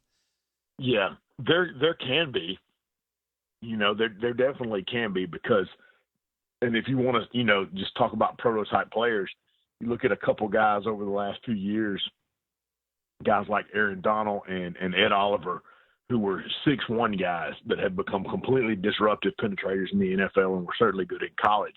You know, that 6'1" explosive guy, that 6'1", 290 guy that can really come off the football, he's going to wreck a 6'7" guy unless that guy just has unbelievable bend and elasticity and range of motion in his hips. Yeah. So it's hard for me to imagine a 6'7" guy inside at guard. The last guy that I can think of that was pretty good at that height was Ethan Posick from LSU that's with the Seahawks now. He was 6'7" and played guard and center and held up really, really well. No kidding. All right. I don't have a whole lot else to talk to you about tonight, Hunter. Man, you always have so much great stuff. I just never know what to ask you. So I'll just say, I know you've been hanging out with Mike CB a little bit. Is that right? Dude, it was a long day on Lake Martin. So, was it just you and Mike Great CB and y'all's folks, or what? Monday. Oh, no, man. We had we had a lot of my local friends out there, my brother-in-law, my sister, and some of my wife's friends. I mean, we had kind of had our own flotilla going. Oh, word. But great day on the lake, baby. Great day on the lake. And I'm just telling you, if you've not been at a bar with Mike CB 22 before, he's going to own the bar when he gets there. He's going to float the tab, and he is going to try his best to end your life with alcohol poisoning. He does drink a little bit, doesn't he? A little bit. I don't know what this means. A Power Man says, sorry for picking on you at the landing today, Hunter. Did you see Power Man today? Or is that some kind of a joke? To my knowledge, I did not, you know. maybe he big dogged me or something. Okay. I don't recall that. I doubt that he. But I know Power Man's a local man, and he and I have a pretty good, virtual online friendship, and I'd like to pop bottles with him sometime. Well, I think it can be done, brother. All right, Hunter, you are an I think absolute you can. beast. You're a Hall of Famer, and you're one of the greatest bunkers of all time. And thank you for calling into our show, bro. Dude, that's all just conjecture and speculation, man, but I appreciate it. So, all right, bro, you behave yourself out there. I know you will. Via con Dios, brother. See you, bro. There he is, 148. I knocked the power cord out of my computer while he was talking. I got nervous. There we go. It's back in now. Nah, nobody big dog him. I guess I just missed the joke. I didn't, Power Man, I'm sorry. Sometimes you joke and I don't get it. I don't get what you're doing. But you can't really big time. You can't big dog him.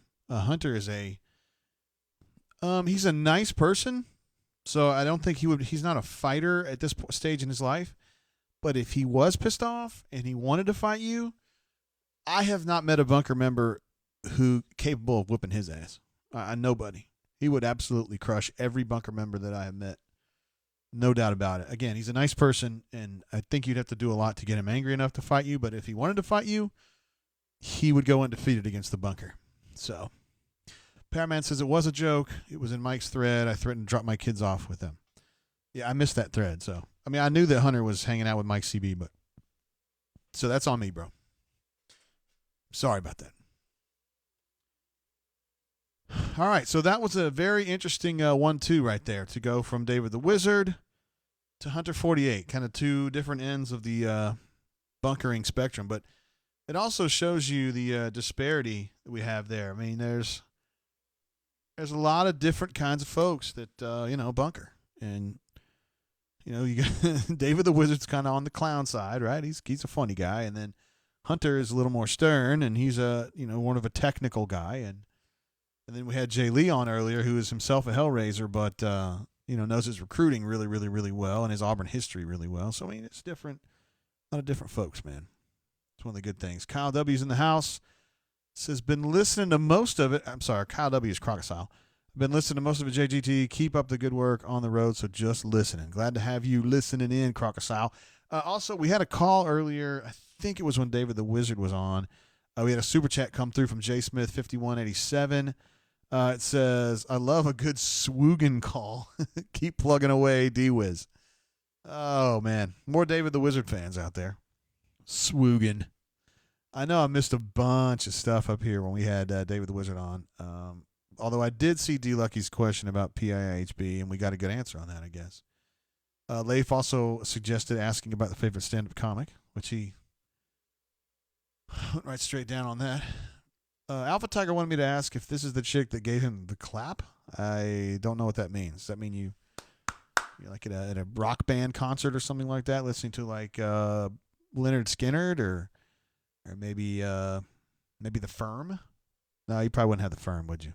Paul Rogers is not doing the gigs anymore. Well, whatever, 38 Special, maybe. Let's see what else we got here. What does David think of a deep backfield? I think that's a joke right there. You guys are kidding right there. I like going back through and missing this, picking up the stuff I didn't get. Courtney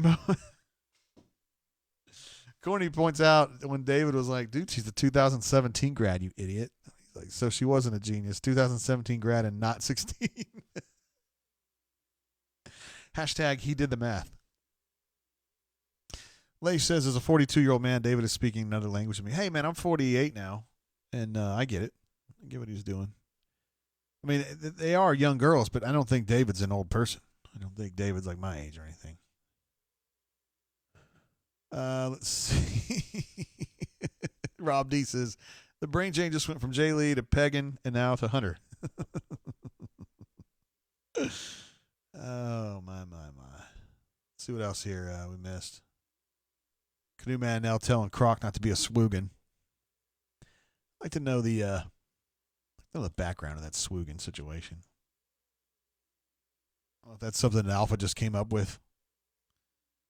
Alpha asks if David's girl, did she reclassify? You go a lot of different directions with that one.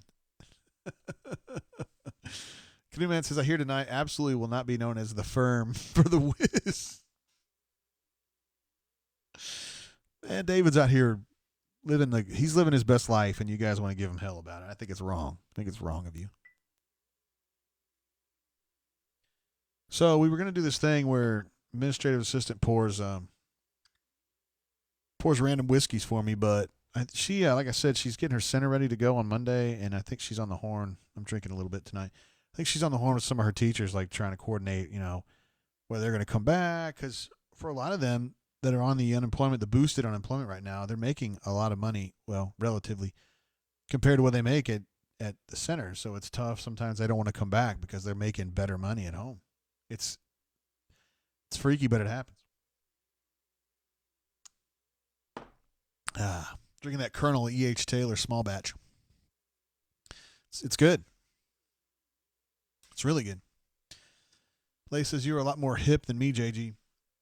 No, it ain't really that. It's just that I moderate a message board that has a lot of younger folks. And so I learned some of the parlance. Although I think they're trying to get me with the swoogan thing, but it is kind of a funny word.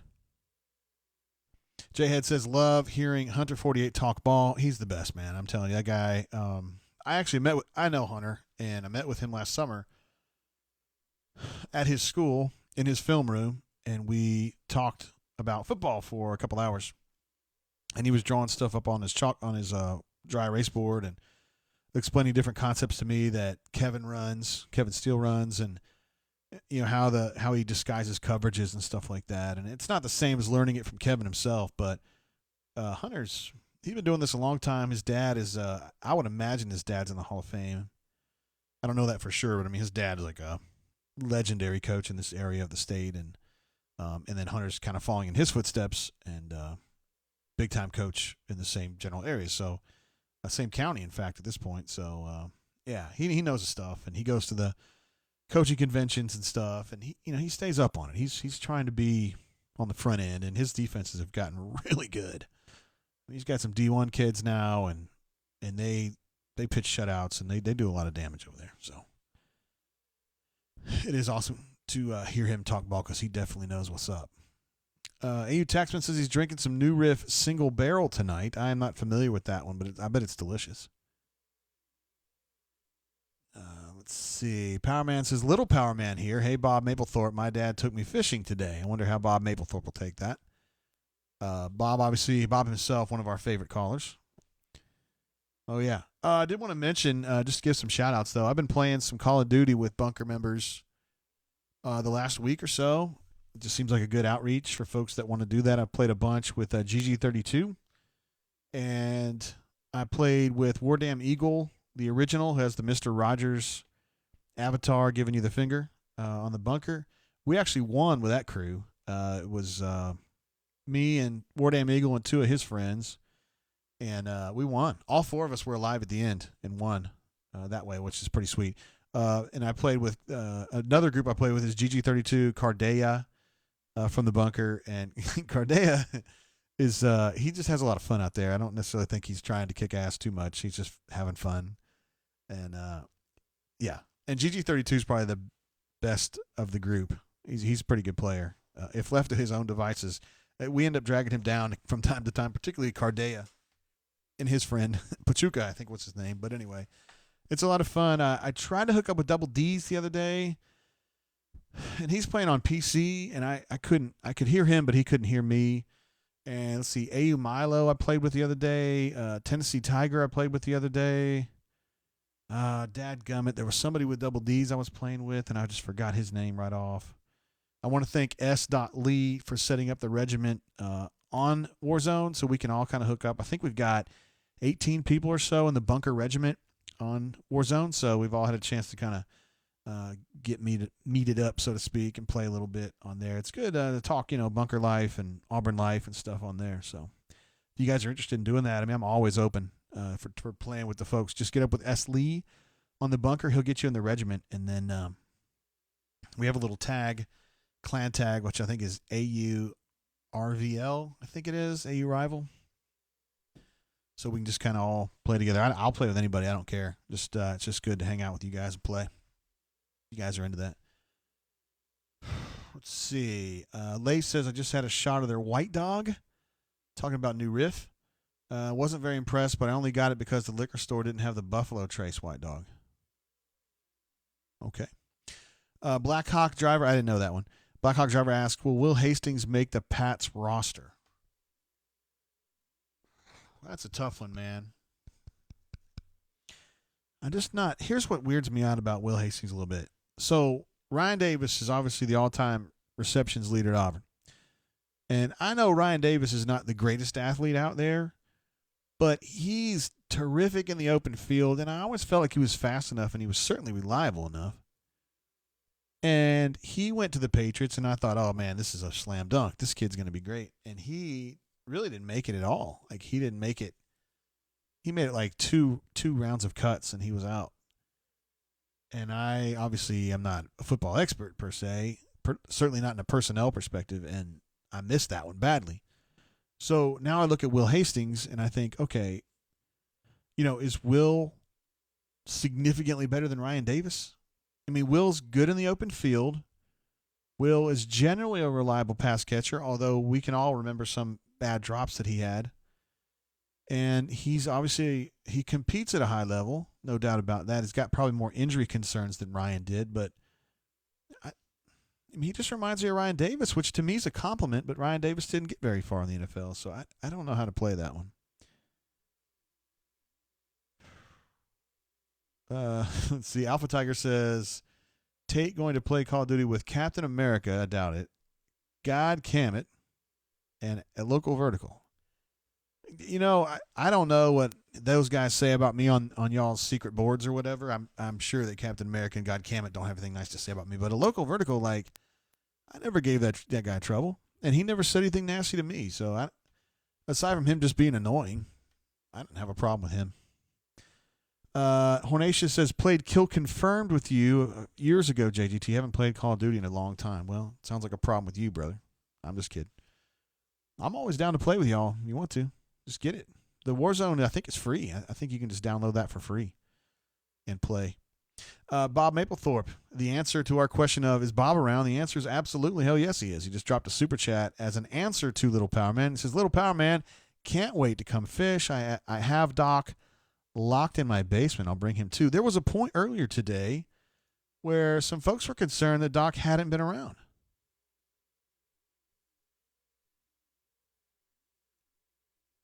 And let's see who else we got here. I haven't checked in the last couple hours to see if Doc had kind of poked out. I knew he had been on the bunker today. I just didn't know if he'd actually been posting or whatever. If he had maybe gotten hooked in with a Philly, or someone had gotten him down. Looks like, no, he hadn't posted today. Huh. Interesting. Yeah, he's supposed to be on the show tonight. Yeah, and he's been around, though.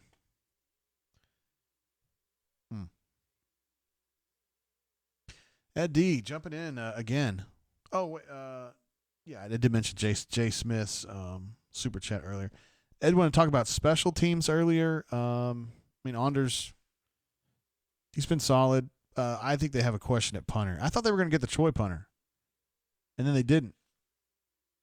So I'm not sure what they're going to do at punter. They were not expecting Aaron to go pro, although he's like 27 years old. You should have expected it, I guess, but. So I don't know. Special teams could be a little bit of an issue this year. I think that's fair. And as far as like Rangers and all that kind of stuff, like I don't know who all is going to be staffing those yet, so I can't really assess that. But I think at some point I think we probably have enough data right now to say that Anders has been a little bit of a disappointment. I mean, I don't want to be too harsh on kickers. I mean, Tuberville taught me that.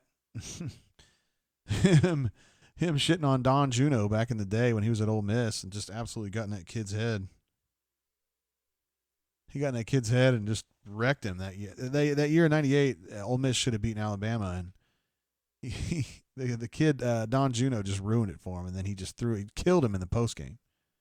I still talk to Tub about that and say, dude, you're so hard on kickers, man. Administrative assistant had to go on a cat food run. So we will not have her for a little while. Stinks. Let's see. We got a super chat coming through from Brian O. Says, let's game sometime, JG. I think GG32 invited me to a party the other day, but it fell through. Would love to ball with y'all. Kick Bama kick. All right, man. I'm all in for that. GG32. If you're rolling with him, I'm good. I really like playing with him. He's very chill. He's very easy to deal with. He's not going to do anything stupid, and he's just calm all the time. I like that about him. It's funny because GG32 on the bunker, like sometimes I'm like, where are you coming from, bro? But now that I've listened to him and played with him, I understand him better. Same thing for Wardam Eagle, who seems like kind of an ostentatious dick sometimes on the bunker. And I'm always like, why is that guy such an ostentatious dick? And then when I play games with him, he's not an ostentatious dick. He's just very matter of fact. He just matter of fact dude. Like he doesn't get emotional. The Huntsville Tigers a lot like that. We got a big super chat just came through from Mike CB22, the aforementioned Mike CB22, who apparently is quite a drinker when he gets out on the lake spirits circuit. We appreciate you, Mike CB, bunker legend, known widely as BP Rockman's sidekick, also known as our expert on anal bleaching, and among other things. And just an all-around good dude. And a veteran. Probably most important, a veteran. But also a totally badass dude. And a big-time supporter of the bunker. It would be sweet if you wanted to call in, though, just to kind of get your views on partying with Hunter a little bit. If you want to. Mike CB, let's see. Take a shot now, of course. I do as I'm told on that end. Like right damn now. And the name MD Harrell never goes away. Yeah. Got to mention that. Bunker member MD Harrell died, passed away. I believe it was this week. May have been late last week. After a long battle with cancer. And he had updated us a bunch of times. This one's this for Mike CB, but also for MD Harrell, who's he's an awesome poster. Analytical dude. Not prone to getting carried away on there at all. Like just kind of analytical, linear dude. MD Harrell, man.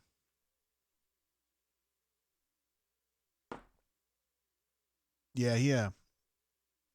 I'm going to hold this call just for a minute now. I just want to talk about MD Harrell for a minute. He had been sick for a while, and he'd really been fighting it, as you would expect, because he's a fighter. And there was a point maybe 9 months ago, I guess, where it just, he didn't really go into too much detail, but he got to a point where he just didn't think it was a cost-benefit deal, where it was like, do I want to continue going through these particular kinds of treatments that made him feel like shit? And was it going to help? I don't know. And it seemed like in his last big post on the bunker where he was updating people that he'd almost kind of resigned.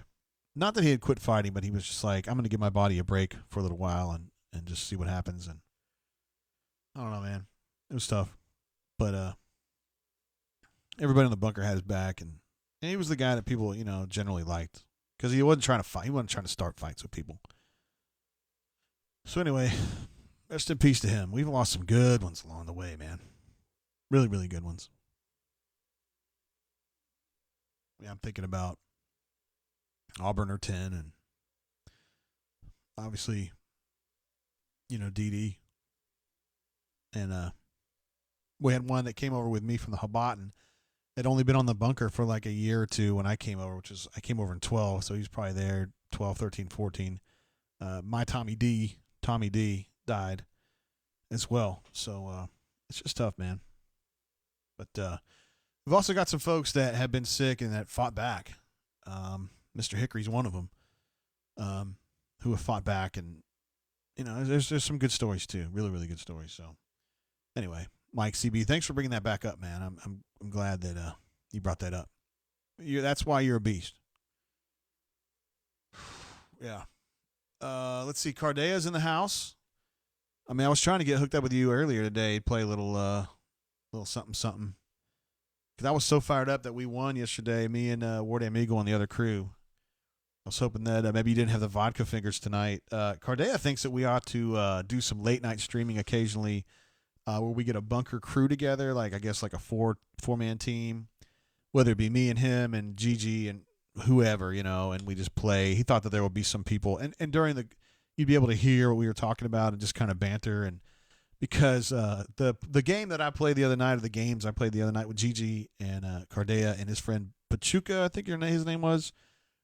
It was really good. It was really entertaining. I think you guys would have really liked it because we were just kind of having fun and just raising hell and being stupid. Not saying that everybody would dig it. I'm not thinking that, Griffin is not going to enjoy watching that, but some folks would. Anyway, Canoe Man says, Hunter, could you discuss analytics, please? Oh, man. Hunter's in the chat. Says, I sound like a one-trick pony. Next time I'll be talking movies, music, ancient Mesopotamian theology, and Space Force. No foosball. Oh, boy. Hunter definitely has a diverse skill set. He's not one of these meatheads. It's like, all I can do is talk football. He's a smart kid. Smart dude. Little power man here. Ha ha ha. Jay said a bad word. I don't mean to say a bad word. What did I say? Anal bleaching's not a bad word. That's just that's a trade. It's a trade. Get other people jumping in, saying, talking about how MD Harrell was a great guy. I wonder if Bo was great would jump on here. Bo was great, knew him a little bit. He and Doc kind of reached out to him a few times when he was sick and stuff. I don't know how well they got to know him. I mean, I'm sure they got to know him some, but I don't know as though they were sitting down and being like, tell me about your life story. I don't know about that, but both Doc and Bo was great. Had some really nice things to say about MD when they met him in person and how tough that guy was. So, yeah, it's just sucks, man. We got some super chats coming through. One from Hornatius says in memory of MD Harrell. Appreciate that, Hornatius. Also one from Cardea. Says R.I.P. MD Harrell. There you go. And Hornatius says he loved Hunter's breakdown, which everybody loves Hunter's breakdowns. The dude knows his stuff. I am supposed to meet with Kevin at some point in the next 2 months. Kevin Steele, and we're going to have an off-the-record powwow where he and I sit in front of a dry erase board and I ask him questions about shit, and he's going to answer them. He's agreed to this. So I'm looking forward to having a chance to do this. I suspect I know who's calling in right now, but I'm pretty fired up if it's who I think it is. Here we go. Hey, caller, how you doing? Welcome to the show. What you doing, Jay? Word, who I got on the horn? It's Power Man. That's who I thought it was. What up, bro?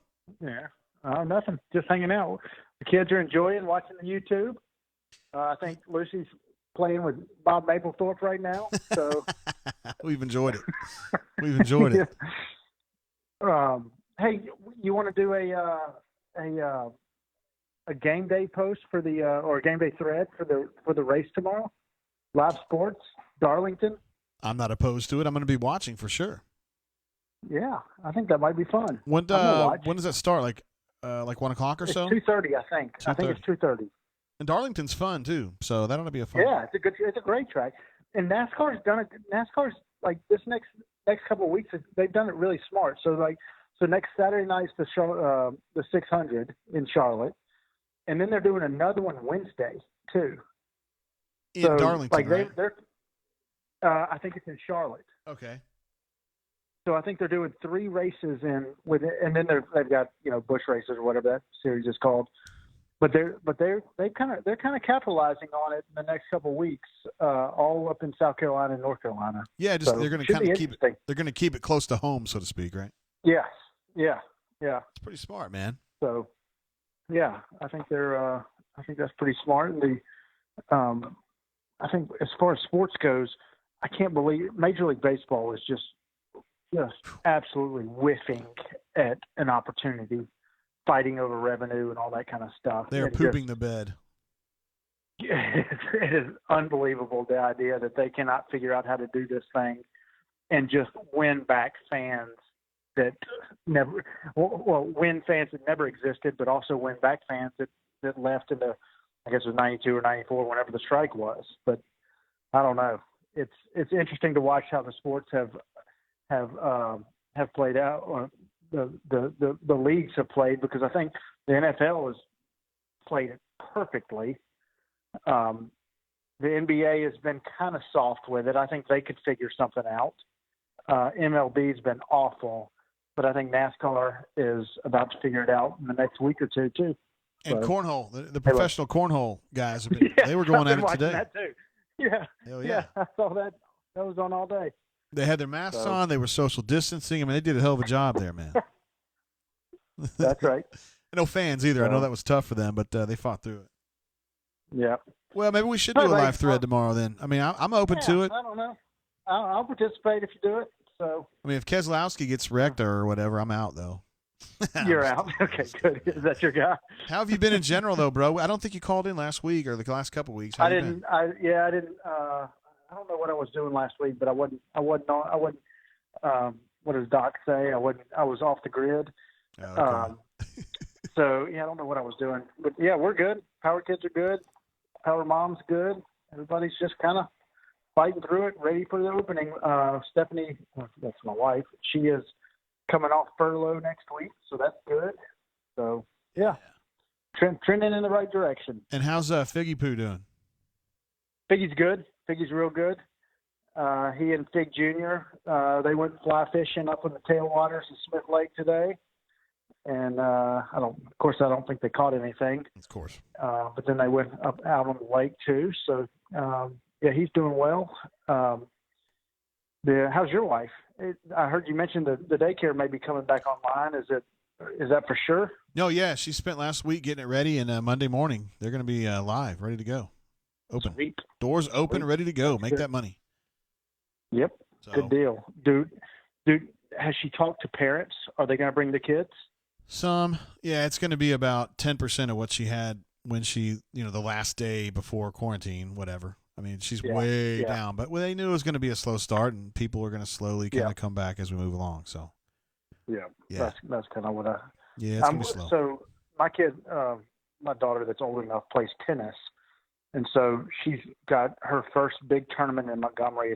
I don't know, the state open or whatever they call it, the USTA event, and we've been getting her thinking about it for a couple of weeks. Not that we actually care how she performs, but just because get her excited about it. Sure. But now with but I think with the high schools not allowing summer competition, I don't know what it's going to do to it. So that's I'm a little nervous about a summer with young kids without activities. Yeah. So, but anyway. You going to be at Lagoon Park for that tournament? Is that the one in Montgomery? Well, I mean, they have a few, but usually the big ones are at Lagoon. Yeah. It's nice. Yeah. I would, if it's in Montgomery. If you tell me where it is in Montgomery, I know it's in Montgomery, but if you tell me where the spot is, if it's Lagoon Park, yes, that's the one I'll be at. It's a great place if you and Ms. Powerman want to go for a nature walk. They have some nice nature trails right there, too. Cool. Word. Cool. Well, I want you to But it's know. awesome in July. Well, you just have to deal with it. There's a lot of canopy. You're an absolute beast, Power Man. We are so stoked about you calling in, man, and just being who you are in the bunker. Good deal. Well, thanks, Jay. We'll talk to you later. All right, be good, brother. See you. Bye. Power Man himself, absolute stud, one of the greats. Not sure if he's the greatest poster in his family, but it's open for debate. Of course, he and Fig Jam, brothers, and difficult for me to discern when they're on the air because they have very similar voices. I can tell them apart in person, but they sound very similar to me. I don't know if the people in their family would agree with that, but as someone who just kind of knows them almost only by their voices, I mean, I have had lunch with both of those guys, but it's been probably a year now. See, Crocodile says, "Where's Ruxy at? We're missing all the usuals. Glad we have all these new people for sure." Wow. Is that a slam on Power Man? He's not new, man. He was one of our first callers on the Oregon game, the very first show we did. So he's as old school as it gets, brother. See, Rob D says remote control Indy racing was on today. Oh, man.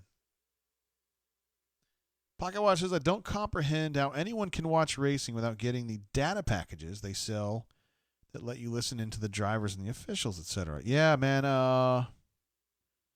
Used to, they probably do it now, but on XM, they used to have a lot of the drivers' radios. Like they'd have like the 6 most popular drivers, which at that time was like Dale Jr. and Jimmy Johnson and Gordon, and then they would have like 2 wild cards.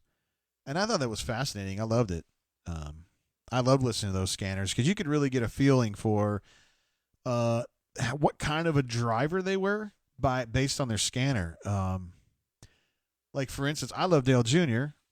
and if you guys want to say Dale Jr. sucks, I mean whatever, it's fine. But he was not a super specific driver, like he would just be like, well, shit's not running good. I need a track bar adjustment. He would just give you like really general feedback, whereas Jeff Gordon would say, okay, it's banking too hard in the turn 3. We're going to I need half a crank on the,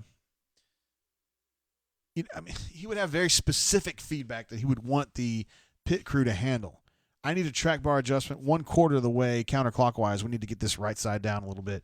Really specific. And then Dale Jr. is just kind of like flying by the seat of his pants.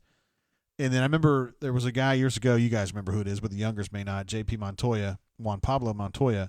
And his crew, they were always so obscenely positive on their scanner. It was just like, you're doing a great job, Juan Pablo. We're going to win this bad boy. And he's like, thank you guys. You guys are the best, man. That was such a great pit. Appreciate all y'all's help. And it was just so positive. And I was like, bleh.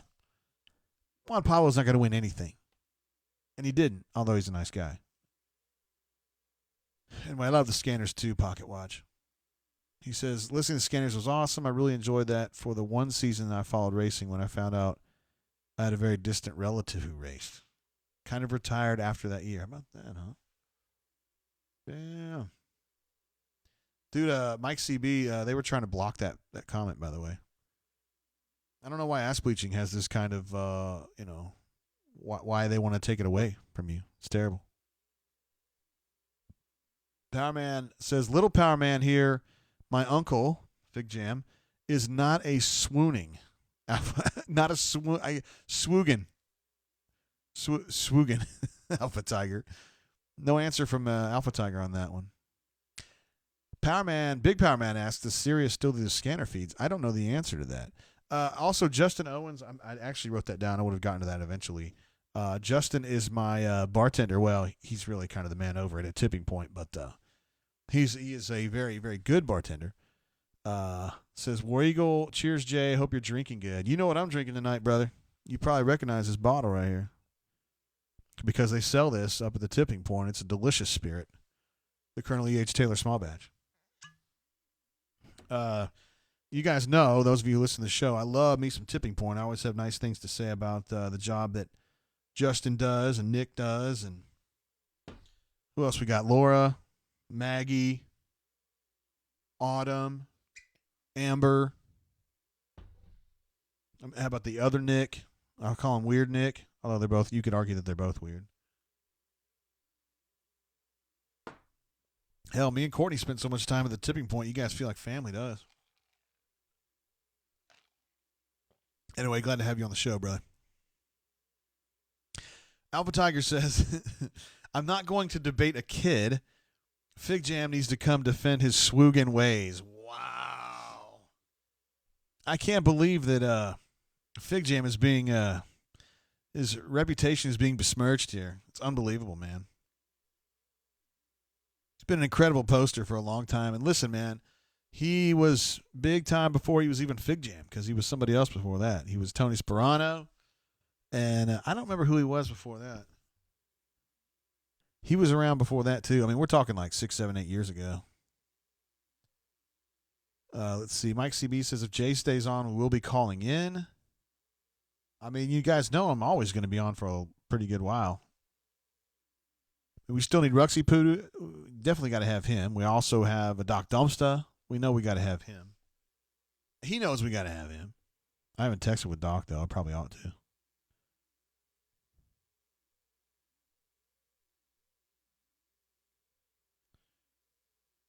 Wouldn't mind to hear from Papa Bear, honestly. Papa Bear's been a little infirmed. I don't think I have him on my phone, though.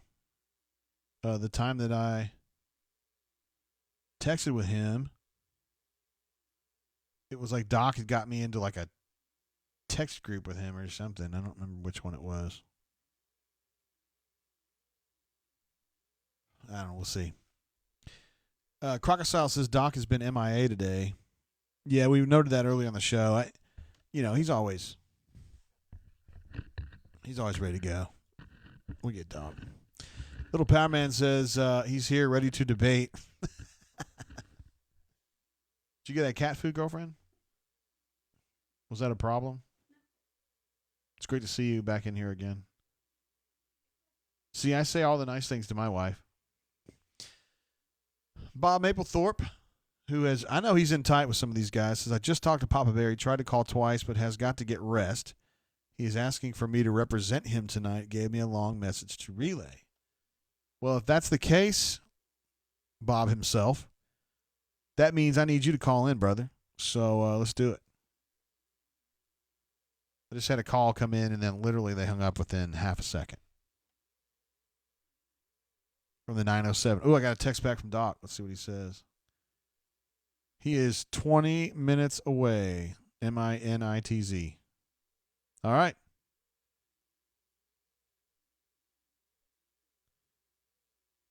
All right, so we'll have Doc here. Looks like a little bit after the top of the hour.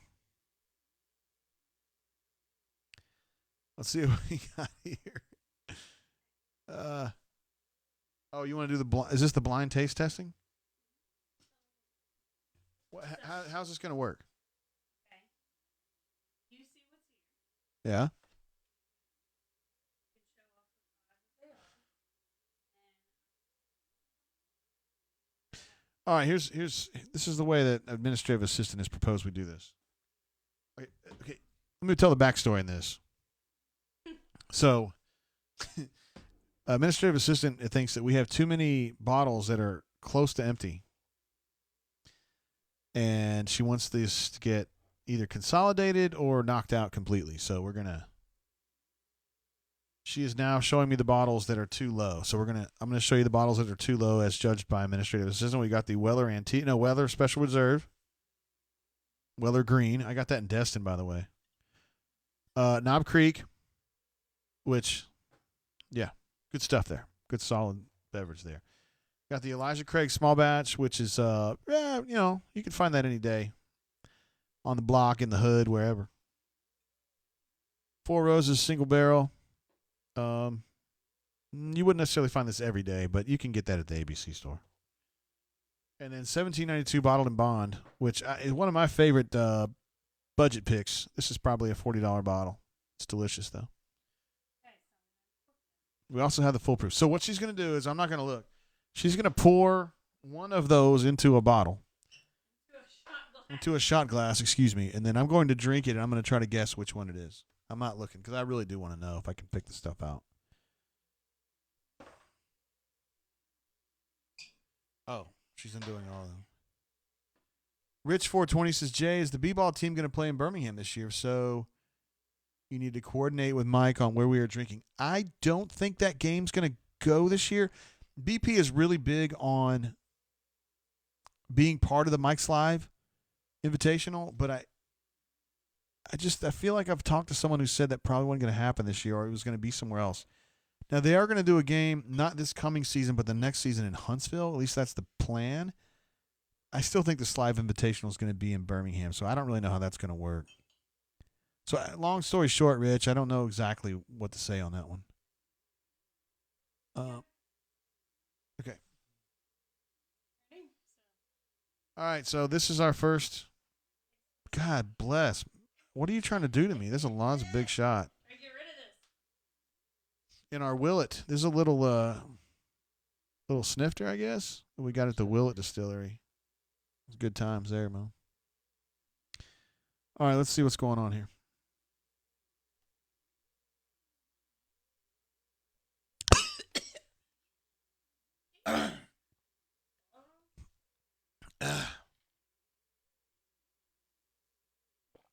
Shit. I just swallowed it wrong. It wasn't a drink or anything. Mike CB just got me all cross-eyed and stuff. I don't know what's going on.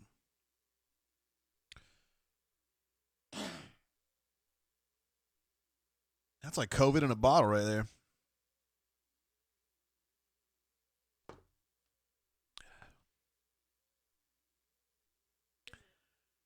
Man, I choked on it so bad. It's going to take me a minute. God damn. All right. Corny Mofo with a damn near perfect comment. He says if they mix them all up. Hold on, I lost what you were saying. You put it perfectly. If they mix them, Taxman, then Jay can't talk about the nutty quality. I do talk about that a lot, don't I? It's because I drink the Old Soul a lot, and it's kind of got a nutty quality to it. Sorry about that choke there, guys. Jesus. It's going to take me a minute to come back from that. Dang. Jay Smith says, larceny barrel proof. Man, that stuff tore me up, man. It took me like a week to get over that. Justin Owen says that's a Glencairn glass. I'm sorry. I would know that you would know that. Not a snifter. Thank you.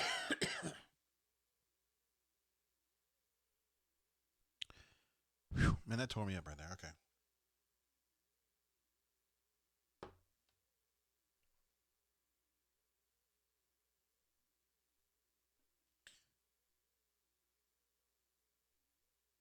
I would guess this is Weller Special Reserve. That's my final answer. I was wrong on that. Fart. My second guess is that this is 1792 Bottled and Bond. Missed on that one, too. So I'm 0 for 2 now, guys. So the only ones left it could be is Elijah Craig, Four Roses, or Knob Creek. Let me take another sip off this.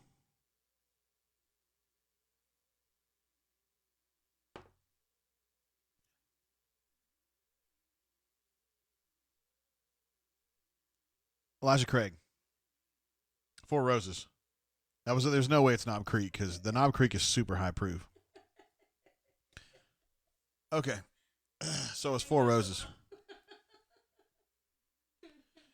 Here, the problem is that, with the exception of the Weller, I drink all of these fairly often, so I don't know. Don't make excuses. That's fair enough. It didn't have that nutty quality that I know, Corny. I would know my Legion and my Old Soul. Canoe Man says, bet it is the Four Roses. Man, that thing went down the wrong pipe, and I'm just... Dang. I'm good. I got plenty of water. See, everybody's joking about that. You're trying to get me Ole Miss drunk, Courtney. I must have been really bad in that Ole Miss show. I probably need to watch that. I try not to watch the shows too much after I finish, particularly the ones where I know I'm getting lit at the end. Yeah. Corny says Jay is guessing like some kind of swoog, and I knew that this little challenge was going to put me in a bad position with you guys, but it's okay. I understand. Most of you guys have your opinions made up about me anyway, so doesn't matter. Leif says it's hard. As someone who would know, certainly hard to taste nuts when you swallow it so damn quickly. There you go, Leif. All right, you ready? You would certainly know about tasting nuts, I guess, huh? All right, let's try another one.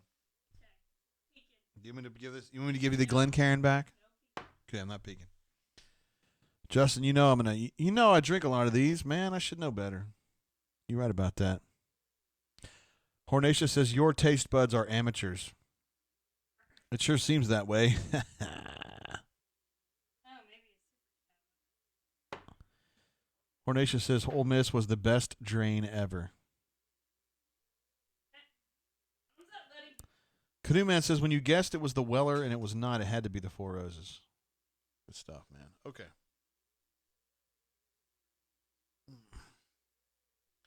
All right, so this one looks a little lighter to me.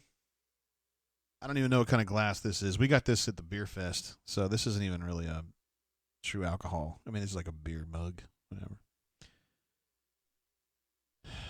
Hunter says, Courtney going to get Jay so drunk that he does some David the Wizard stuff. Ew. She emphatically denied that.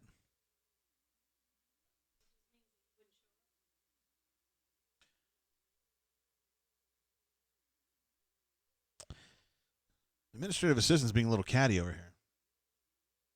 Listen, David the Wizard gets more ass than anyone we know. That guy pulls in more ass than a toilet seat. No, it's not theoretical. These are real women that he's hooking up with.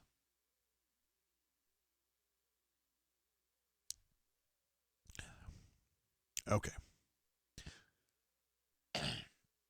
This is definitely not the same stuff here. All right, so this one is smoother. So I'm definitely taking out the Knob Creek on this one, and we're definitely taking out the Four Roses. And I would take out the Weller, too. So I'm going to go with 1792 on that one. Nope, Elijah Craig then. It has to be one of those two. No, you're just bullshitting me now. Leif says Elijah Craig is pretty light looking. Agreed. That's why this is Elijah Craig. Administrative assistant got it wrong. Leif also thinks it's the Elijah Craig. Thank you. Cardea says it was apple juice. Yeah, I think I'm done with this experiment. This sucks. Oh, you get your feelings hurt. It's BS, man. Okay, Jay, sure. It's Elijah Craig. Are you just trying to make me look bad? All right, the only other thing this could be is the Weller. It's the Weller. This is Weller Special Reserve. Now, to be fair, I haven't had the Weller in a long time. Because the reason I don't do the Weller is because it's the centerpiece of our little... It was until you got that Willet bottle. Hold on, I got a text coming through. Did you try to call in, Papa Bear? Is this you? Hold on. Here, I'll take this call. Hey, caller, welcome to the show. How you doing? I'm doing pretty good, JG. How are you? Is this Alaska Tiger? Yes, this is Alaska Tiger. What up, bro? It's good to have you, man. You're our best friend in Wasilla. Oh, no, you used to be in Wasilla, or you currently are in Wasilla. Yeah, right in Wasilla. Yeah. Hell yeah, you are, because you're a beast. What's been going on, bro? Not much. Just the social distancing. I'm kind of staying away from everybody, not doing much. We now have green grass, no more snow. So it's this time of year that spring and summer is starting up. Yeah. Is it still, do you have any light outside right now? Oh, we have tons of light. Really? I think it's June the 15th, I believe, is the summer solstice, which you have the most light. So we probably get about light till about 10 o'clock at night, and then it comes up about 4:35 in the morning. Damn. I don't know how I would feel about that. So, like, what time does it get dark there now? Like in the 9 o'clock hour? 9 or 10. Golly. Yeah. And this seems normal to you then? Well, it gets normal when you're here. The scary thing is if you're asleep and all of a sudden you wake up, you think you've overslept, and you think it's 9:30 in the morning, and it's only 4. Like, son of a bitch! I think I got to run to work. No, got 4 more hours of sleep. So. Taxman in the chat is joking that I'm sure it's tough to avoid people in Wasilla. There's people there. There's people there. I just stay at the house, so. Yeah, I know. You're going to be safe because you're a responsible human being, and I like that about you, Alaska Tiger. Yeah. Don't really have much of a choice, so everything else is semi-closed down, so. But still have to go to the stores and that sort of thing. Of course. So what's the latest with you up there, bro? Anything going on? Well, just kind of hanging loose and getting ready. We live out of state in the summertime. We go down to Puerto Rico. I think I mentioned that to you before. Actually, we look like we have a flight first part of June. So we'll be there for about a month and a half. Damn. We Okay. have a house down there. We live down there for the summer. Yeah. And you But- like being in Alaska for the winter? Is that the deal? Yeah, pretty much for the most of the year. More than half the year we're in Alaska. Yeah. Okay. And some people say they'd love to be away in the wintertime, and I would too, but I get scared to death when you come up here and the power is shut off or the furnace doesn't kick in. That's not a pretty sight. Oh yeah. You go get in your house, and the house is frozen. So. Yeah, you don't want that, bro. No, you don't. You been drinking tonight at all, Alaska Tiger? Actually, a little bit. 1792. Ooh, that's a delicious choice. Which version? Small batch, and Mm. you'll love this, JG. I mix it with Coke. No, he mixes it with Coke, Courtney. I sure do, and it is fantastic. He says it's you fantastic. ought to try it sometime, JG. 1792. I cannot believe that. I feel like you're besmirching that delicious bourbon, Alaska Tiger. How dare you? With and not even regular Coke. It's an off-brand Coca-Cola, so I know you'd love that. Is it like from Sam's Club or what is it? It is. I'm messing with you, JG. Sorry about that. I just thought, why not mess with somebody? Oh, so. damn. No, I'm here for that. I'm here for the messing, bro. Any thoughts on anything Auburn related? Anything catching your eye this week? No, because I'm 5,000 miles away. I don't have any inside scoop. That's why I listen to the Bunker, and that's why I stick with Rivals.com so I can keep up with that information. Well, hell yeah. Then you would know that we've got some commitments coming in on Friday. We had 3 of them. Yes. All 3 of them Yes. taller than you, I think. No, I'm just kidding. I know 2 of them are, though. I think all 3 are. I'm not very tall. But, yeah, I think they're all, pretty good size, recruits. And I just keep my fingers crossed that they'll turn out to be some players in 2 or 3 more years. Absolutely. They will. You got to trust Gus on this, okay? Well, I trust him on almost every position, but OL is killing me. Yeah, I know. It's been that way for a few years, but we'll just hope we think Jack Bicknell might be able to get it straightened out. I hope so. I hope so. Yeah.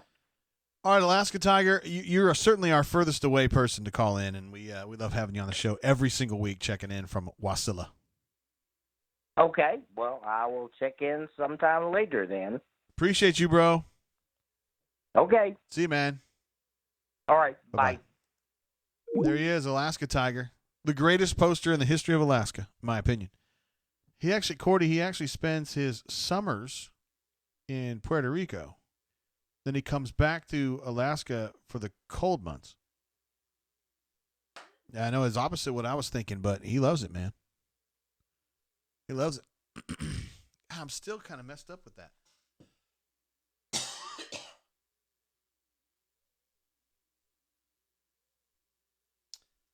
Dang, that tore me up. Hey, caller, welcome to the show. How you doing? I'm good, brother. What's happening, JG? It's D Lucky in the house. What up, bro? Nothing much, man. How are you tonight? Well, I just got I don't know. I took some whiskey down the wrong windpipe or something. I don't know. I messed up. Yeah, I saw that. Other than that, looks like that's going to be a theme. Hey. Things going down the wrong holes tonight. It's going to be a theme of the show, it appears. Yeah, it does appear that way. I know David the Wizard might have that conversation a little bit later tonight. What was your takeaway from David the Wizard's appearance earlier? I know you're not necessarily the expert on David the Wizard, but for me, you are. Well, David the Wizard, it was a low key flex to have his whatever sidekick, whatever, on the phone, on the show, casually talking about his threesome of the week. I mean, I don't know how you top that as just a regular dude. That's pretty damn impressive in my book. I'm just saying. Well, now, okay. I thought you saw the pictures that he posted early in the week of some hotties that were in bikinis, and he was like, "Yo, these are some chicks I'm kicking it with." Did you find those to be authentic? And was it a flex? Was it a proper flex? I think so. I mean, Dave does a lot of stuff that, for him is upside. So he didn't have a reason to post it otherwise. He could have just made them up. Yeah. Or see? if he was going to post, Yeah. if you're going to lie, I mean, those pictures wouldn't be the ones that I posted if I was going to make up a lie. That's You right. get what I'm saying? They weren't great You know? pictures per se, I mean, right?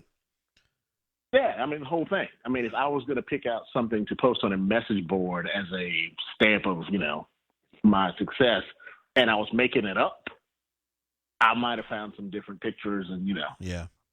edited myself, or, it would have been more impressive, I'll say it that way. You would have wanted Not to that see it more is- boobs, right? Lots of things, lots of other options were available for those. Bigger I mean, booty. like I said, they were, yeah. They looked That's very me. thin. Those girls looked very thin and very young, is how it looked to me. And that might be his. Well, I can't even say he's got a type, because the one that he posted earlier today, completely, it's like a 180. Oh, I didn't see that one today. Again, oh yeah. The one I think it's the same one he had on the call tonight. Yeah, they were polar opposites of each other. This one was. This one had a little bit more pushing for the cushion. Cushion for the pushing, I should say. Excuse me for my coughing, D-Lucky. Do you feel like he's actually slaying all this? Because my administrative assistant is very skeptical, and I don't know if she's right or wrong on this. I made the analogy that David is like sweet tea. You either love him or you don't. Oh wow! And I've come to love him. There are some people who just don't drink sweet tea, think it's the worst thing ever. I've just come to love David. I don't need him to, prove anything else to me. He's proven enough to me already. Because if he is not doing what he's saying, then he's one of the best fabricators of information and patois you've ever heard. So we'll roll with that. He's going to absolutely get it in with Nikki Glazer. I feel like coming, man. I think he's just going to sneak in there when she does a Birmingham gig, and he's going to slide in there and get it done. And I got full faith in him. I'm right there with you. Birmingham, Atlanta, it's going to be just some random show, and she's not going to know it here. He's just going to pop up, and there he is, and there they are. It's only going to take like 30 minutes to just cement his place in the Hall of Fame, in my opinion. Yes. And he'll probably, get some kind of lawsuit when he posts the pictures on the bunker or something like that, but it'll be worth it. God, I hope so. Hey, we have legal counsel at auburnsports.com, so we have defense. We'll have defense on that. What's been going on with you, D-Lucky? What else you want to talk about, bro? Because I know that you follow the Tigers, and you may have some legitimate questions. I don't mean to be hounding you about David the Wizard. No, that's not a problem. I just enjoy this show, for one. And, yes, I follow my Tigers. I'm just pleased that we got some offensive linemen early. That's always a problem in our recruiting is we, seem like we're taking kids at the very end and, nothing against those kids, but it doesn't seem like we've evaluated well and kind of got our pick of the litter when the time comes. So it's good to see us get some guys in early. And from everything that I've heard so far, they seem to be pretty good kids. So yeah, we'll see. I don't get too hyped up on recruiting, until after they sign, because I've just seen all of it, rankings that don't work out to perform on the field and all that kind of stuff. So yeah, I know what you mean. I know what you mean. Too many kids who swear they're coming to school and then change and don't sign and all that. So I don't get too hyped about it. I try to track it, but I'm less involved than I was 10 years ago, I'll say. Yeah, I know what you're talking about, man. You see these Leon Harts come along, and you're like, oh, he's gonna be awesome, and then he's like, and then it's just like, yeah, I've learned my lesson. Yeah, you get a Lee Tilley, 4-star out of Ohio. You got an offer from Ohio State and all this, that, and the other, and then doesn't really do much when he gets on campus. So there are just so many of those guys, and then you got Daniel Thomas, where nobody's really enthused about that guy. He gets an offer last day possible, shows up, and balls out kind of from day one. Yeah. So gets drafted too. Yeah. Nobody, I mean, if you just go back to when that kid, signed or, announced his commitment, nobody saw that for him. So I don't, like I said, I don't get overly emotional about it. I want good kids and I want, athletes and, hopefully they play well when they get here. And you think Auburn's going to play some football this fall, right? I'm feeling better about it. Me too. I was questioning that a few weeks ago, but it appears that there'll be something. I've heard a whole bunch of different scenarios that, it might be an only SEC schedule, that, might be a home and home where you only play your division or something like that. So it won't, at this point with how the basketball season ended, I won't really care if they're playing legitimate games that count in some manner. I'll take what I can get. Yeah. So if it's 8 games against Ole Miss, then so be it. I'll take it. Are any of these sports that are going on right now piquing your interest at all? I mean, are you got any interest in Korean baseball, German soccer? Nah.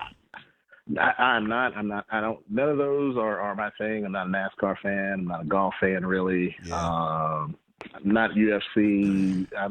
Core main sports are my thing. So none of these are really exciting me. It's possible the TV will be on and I'll leave it on because the drama of sports can draw you in if things are going well. But No doubt. I'm not making it. I'm not making an appointment to television. We just got to wait, I guess. I mean, I would like to see the NBA start back up, and I'd like to see Major League Baseball just start. These guys quibbling about money on Twitter is just pissing me off, honestly. Yeah, that's a little bothersome. Yeah. I'm a Braves fan, of course, so I was looking forward to the season and what I thought they could kind of do. So I would love to see them get some kind of season in for baseball. It's going to be tough. It's going to get cold soon for them, and I don't. That sport's not conducive to bad weather. So I don't know how they're going to pull that off. Yeah. All right, D Lucky. I sit here. I'm still coughing, bro. I don't know what the deal is. Dang, I keep coughing from that dang bourbon that got me down my throat like that. Did the admin assistant go see the insurance agent when she needs went to to get the quote-unquote cat food? She needs to make sure that life insurance is paid up because I may be choking myself to death tonight. Oh, my God. Sounds like she went and made a payment. And she's also been doing a deal where she pours a certain beverage and then says it's not that one. I don't trust you, but administrative assistant. Okay, I might do. want to get her on camera or something, bro. I don't know why she's so reticent about getting on camera. I don't know why. Anyway, D Lucky, thank you so much for calling in. You started in maybe like a month ago calling in, and I think everybody has just been really, really enamored with you being a caller because you're just a badass. You keep it real, and you can summarize so much stuff in like 2 sentences. Well, I appreciate that, and I appreciate the kind words. I'm like I said, fan of the show. Glad to be a small part of it. All right, bro. You be good. All right, man. Stay safe. See you, man. There he is, D Lucky. I would vote him like rookie of the year. He's not a rookie on the site, but he's a rookie on the show, and he's been awesome. And I'm still coughing. God dang! I don't know how I'm going to stop coughing.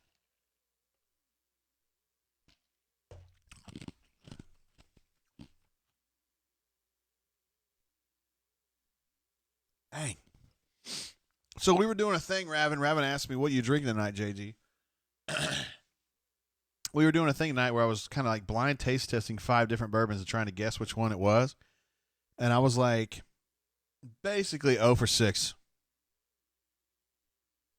on that. And then I took a shot of one of them and I don't know, just went down the wrong pipe or something. And I'm like been choking ever since. It was like 10 minutes ago. It was before D Lucky called. Dang. It's got me all tore up, Rabbit. I don't know what happened. Whew. I just cannot stop coughing. I don't know what the deal's going on. Pocket Watch says, Commodore, you ain't got the corona, do you? No, I'm 100% good. In fact, it's funny because court administrative assistant, she's got a forehead temperature gauge. We'll call that a thermometer here in North America. And we've been playing around just like shooting each other with it. And we always have great temperatures. So I know I'm not sick. Here, we'll take this call, man. I hope I don't cough on this person. No, D Lucky. I don't want to do that to anybody else. Hey, caller, welcome to the show. How you doing? Fergus. Who this? It's Alpha Tiger. Hey, what up, bro? I'm sorry. I've been coughing so much. I guess I'm oxygen deprived. I don't even know the hell I'm doing. You dying on us? Well, I hope not. I don't think I have the Rona, but maybe I have something else. Maybe I have conjunctivitis. I don't know. I gotcha. What you gonna stop coughing? What are you drinking? Well, I was I was doing like a blind taste test, and I was completely shanking when I was trying to guess which thing it was that I was drinking. But I think the Weller is what tore my throat up, bro. Hey, you were posting you were like the third or fourth person to post in the chat today. That's early for you, Alpha Tiger. We were glad to have you. I appreciate it. I just happened to be not doing much tonight, so I figured I'd join in early. Do you think that David the Wizard is laying as much pipe as he says he is? I think he's friend zoned by a lot of them. He says friend zone. Yeah, I agree, man. I think he's gonna fuck Nikki Glazer though. I do. I mean, I think he.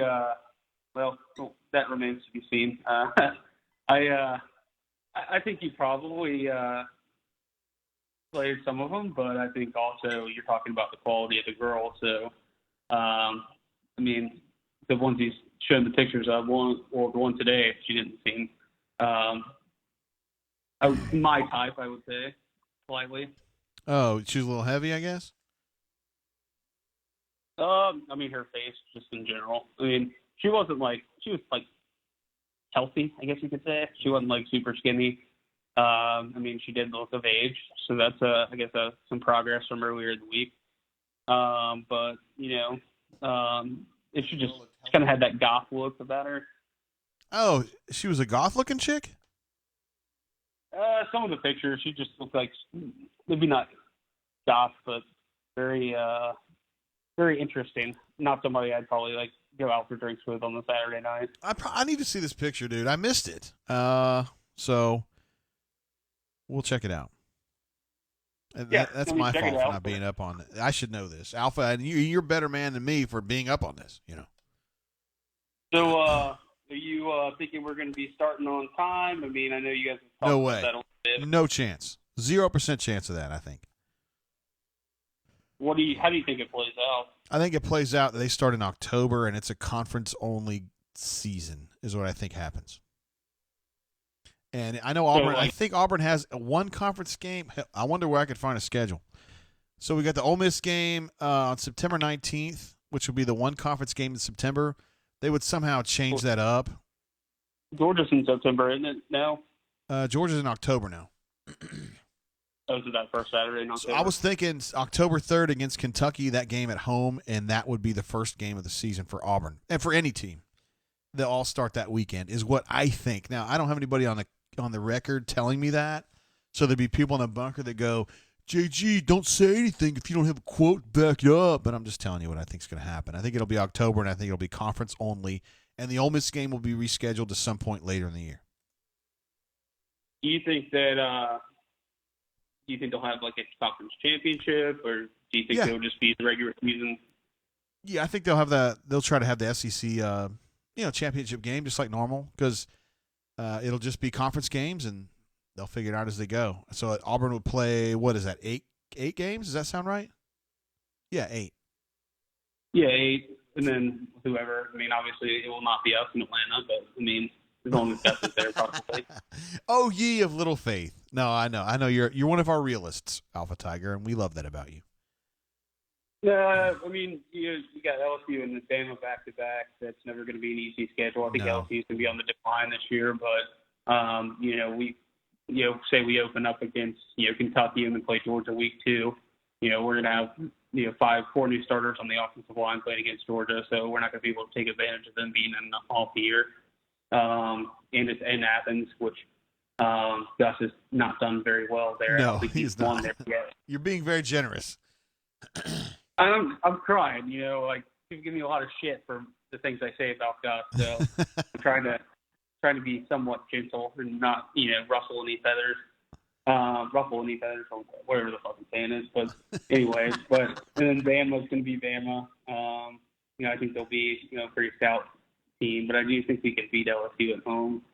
So I think you're looking at 6-2 regular season, which doesn't get us to Atlanta. But we'll see. I mean, do you think with the shortened season, do you think it'll affect eligibility at all, or do you think that people who play, or like Bo Nix will be a sophomore, he'll be a junior the following year?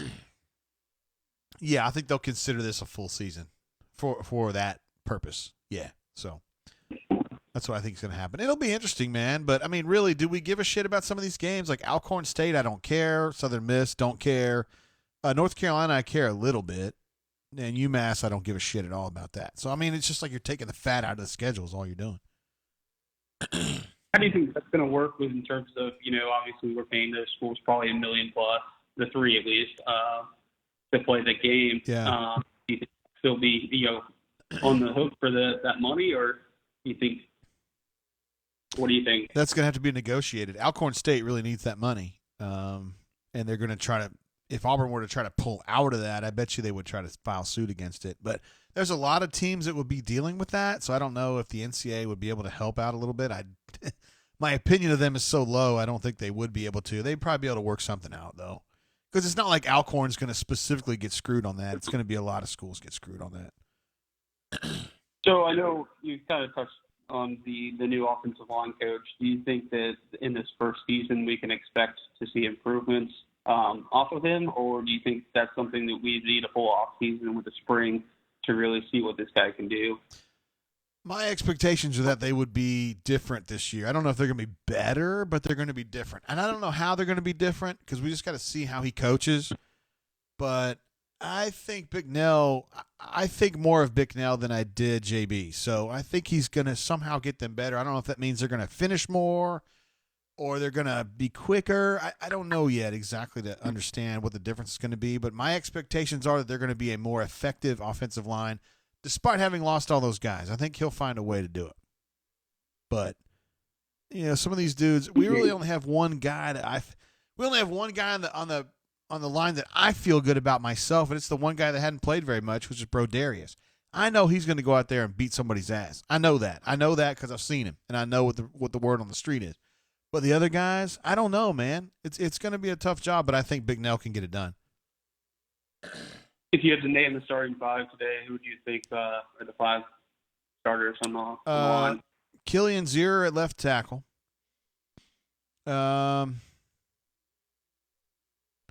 Refresh me, work with me a little bit. Left guard. Probably gonna be. Would it be Tayshawn?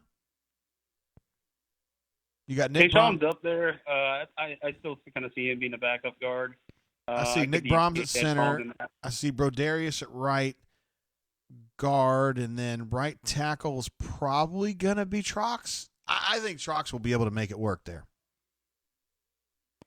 Yeah, right guard or right tackle? Probably right tackle. He's got the size and the attitude to play tackle, but all these knee injuries, you got to wonder if he still has the lateral agility. But I haven't heard anything really bad about his mobility, so that's good. Yeah, I mean, obviously he's got to stay healthy for it to really work. So that remains to be seen. I don't think he's made it through a full season yet without being injured. So no, he definitely hasn't. So yeah.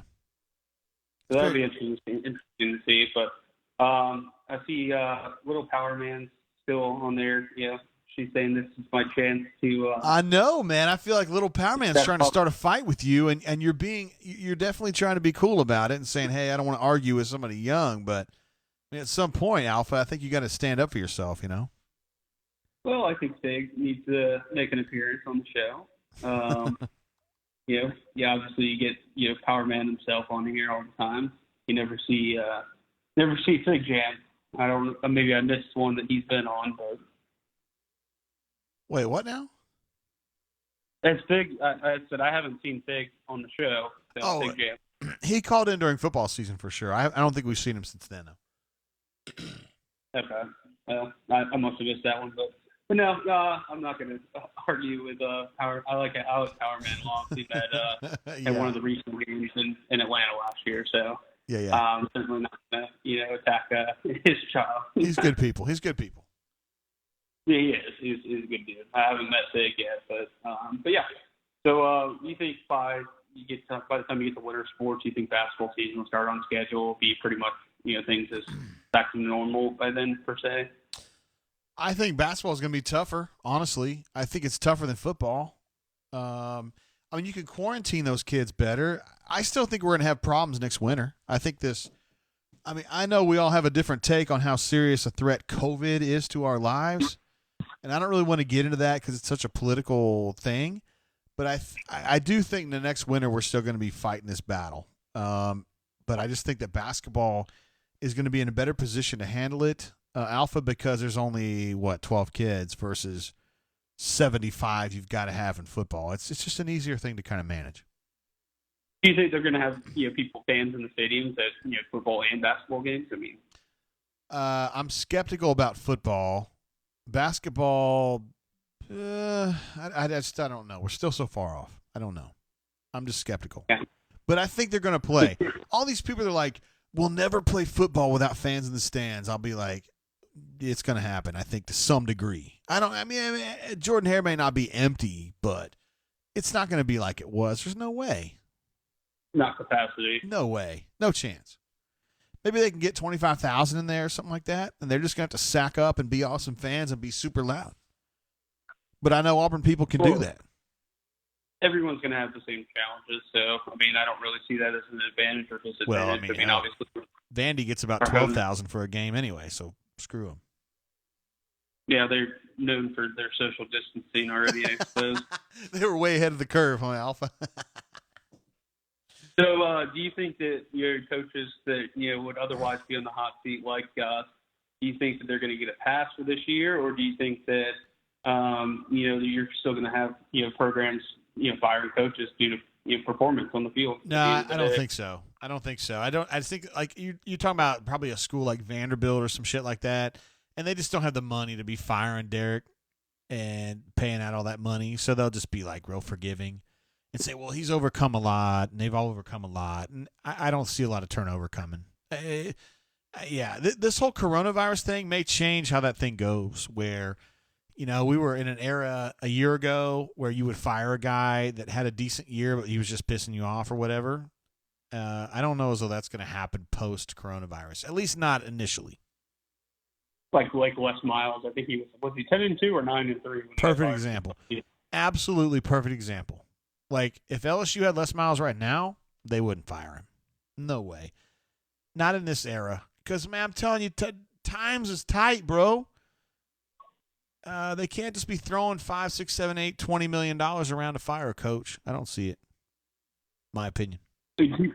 What percentage of a loss of income do you think from like donors and like Tigers Unlimited and obviously your big heavy hitters? What kind of loss of income do you think the athletic department's going to experience? I mean, is it going to push back things like the football only facilities? I gotta believe it will. I gotta believe it will. Now, Allen has not told me that. I haven't asked him that question specifically, but I got to believe that they're going to be losing a lot of money on that. And everybody is. It's not an Auburn. It's not a Tigers Unlimited problem. It's an everybody problem. I would expect that stuff's going to be down 50%. And if that's the case at Auburn, they're going to have to put that stuff on hold. Right. I mean, obviously, a lot of it's already funded,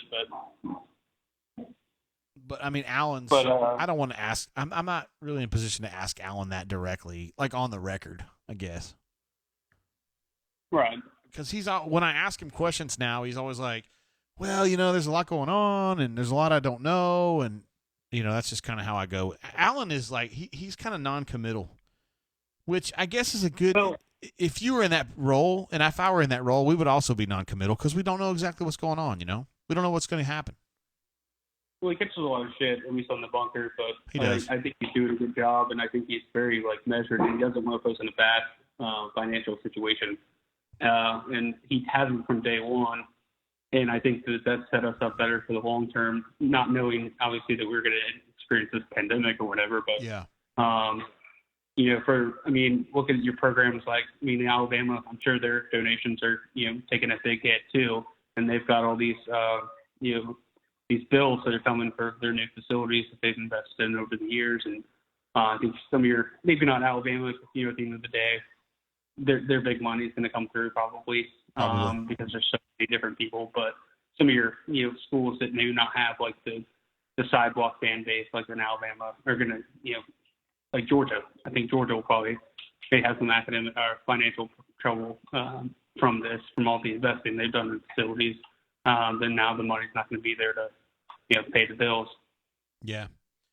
Auburn's not in a bad spot, and you mentioned Alabama's not in a bad spot, but some of these other schools, and we've seen Bowling Green cut baseball, There's going to be a bunch of programs that cut shit. Not SEC, but below that. I mean, it's just the reality of what's going on, man. They're going to have their revenues cut, and they're going to have to make decisions, and that's going to end up being for players like Auburn, Alabama, Ole Miss, Mississippi State in baseball. They're going to be picking up some studs, dude. So it's going to change college baseball to a major degree. I know that's not really what you're asking me about, but in football won't be changed a lot, but it's going to change some things at the lower level. Absolutely. It's a big deal for those smaller programs. Well, and I know you and Neil have touched on it on GPIS a couple of times, but, that may be, the time maybe now where the NCAA kind of, your Power 6 or was it Power 5 or Power 6 conferences kind of break apart and start their own league, which I think it'd be better for the big three sports in terms of, being a fan of, an SEC school that's obviously, going to benefit from that. But, some of your smaller schools are going to, struggle to keep up, like you said. And I really think that you're going to see, I think it would be better for football. So your non-conference games are going to be against quality opponents. Whereas, before, like you're talking about not caring about, I forget the Massachusetts State or UMass or whatever that we play this year. It's just like not caring about those games. A lot of those it won't be on the schedule in 3 or 4 years from now, maybe. That might be the truth, man. I mentioned earlier in the show, Alfred, I don't know if you've been listening the whole time, but there are some posters that aggravate me on the bunker, and then when I talk to them in real life, I kind of get it, and they don't aggravate me, anymore. I think you're one of them, dude. You just seem like a matter-of-fact guy, and so sometimes I interpret the things you say on the bunker as you being a dick, but you're just being very matter-of-fact. That's all. Yeah, I mean, we've had our disagreements, I think, over maybe a band or two. But not much. You are not. Yeah. You're kind of a line pusher, but you're not a dick. Like, I don't know. That's just my view of you. You seem pretty rational about stuff. I try to, if I think it's wrong, I'm going to let you know. At the end of the day, it's probably not going to change things for one way in my favor, but I'm going to let you know, if I think you're wrong. But you're not going to call me a bitch, though. You're not the kind of guy that's going to call me a bitch, no. It's not a personal thing. I mean, I'm just going to let you know that I disagree with it. And, at the end of the day, then it is what it is. But no, I mean, I enjoy my time on the bunker. And, yeah. Alpha, you're a badass, dude. It's my opinion. And I think everybody on the chat agrees with me on that. So there you go. Well, I appreciate it, Tate. All right, man. You be good out there, bro. And I'll I know you call in next week too, right? I'll try to. We'll see what's going on. And thank you for the super chat, sir. Thank you. All right. See you, bro. There he is, Alpha Tiger. He's a thorough poster. And he's a thorough caller. And I don't want to see anybody ragging on him for that. Okay? He's got shit he wants to talk about. And we're going to talk about it. No hating from me. And there shouldn't be any hating from you either. My opinion. All right, did I miss something on here? We started talking about 1980. And I feel like I missed something. Because, I mean, I try to listen to the callers and stuff. I missed some of the stuff on the chat. Crocodile says, Alpha is my homie. Sidewalk 1980. Who is that a person? I'm sorry. I feel like I missed something in the chat. I also missed some super chats as we were working our way through some of these calls. Brian O came through with another super chat. Says, AKA Kick Bama Kick. And this $2 is for Jay's hospital bills. This is when I was coughing earlier. Finally got over that, man. It took me a minute. That stuff tore me up. Bob Mapplethorpe with at least his second super chat, possibly his third. Says, Alpha Tiger is my boy. Thank you very much for that, sir. Bob himself. Yeah. And did I miss? Oh, I didn't miss another one. So we're good on that one. Excuse me. Alpha Tiger 08. Yeah. Good call. It was a long call, but I mean, I don't feel like it was dragging. I mean, he had questions and I was trying to answer them the best I could. And I also liked that he was trying to give Alan Green some slack.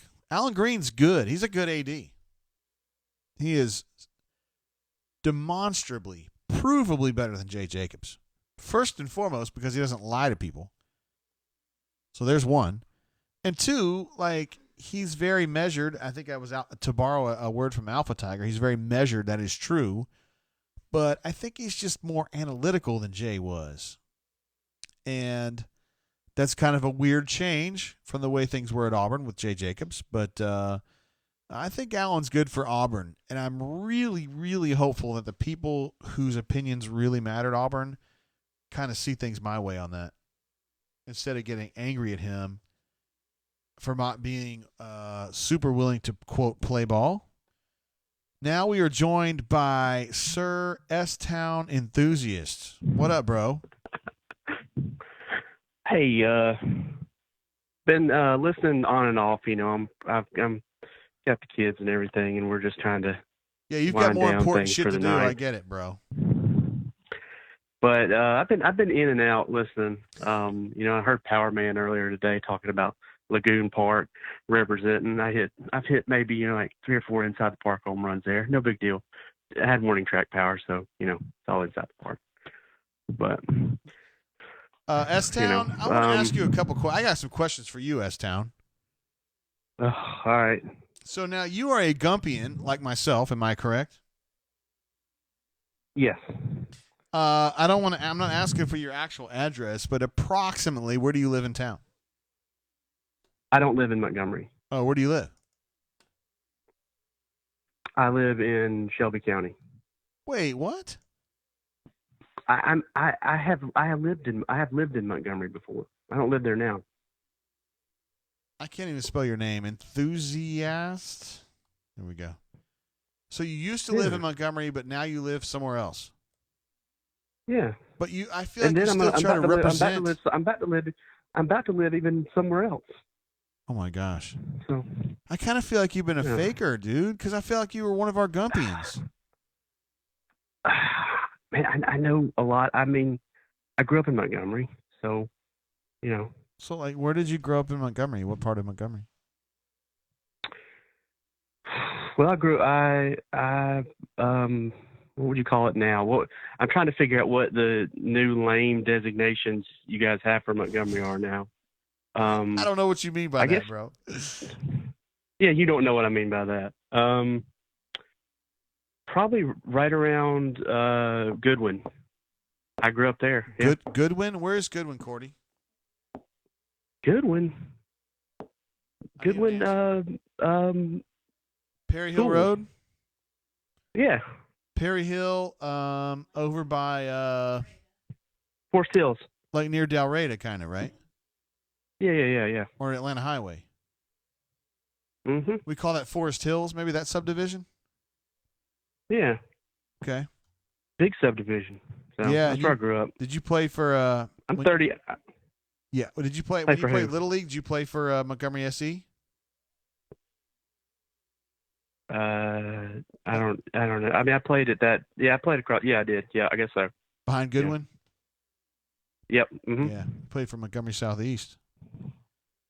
I mean, you know. It's interesting about you, man. I mean, it really changes how I feel about you.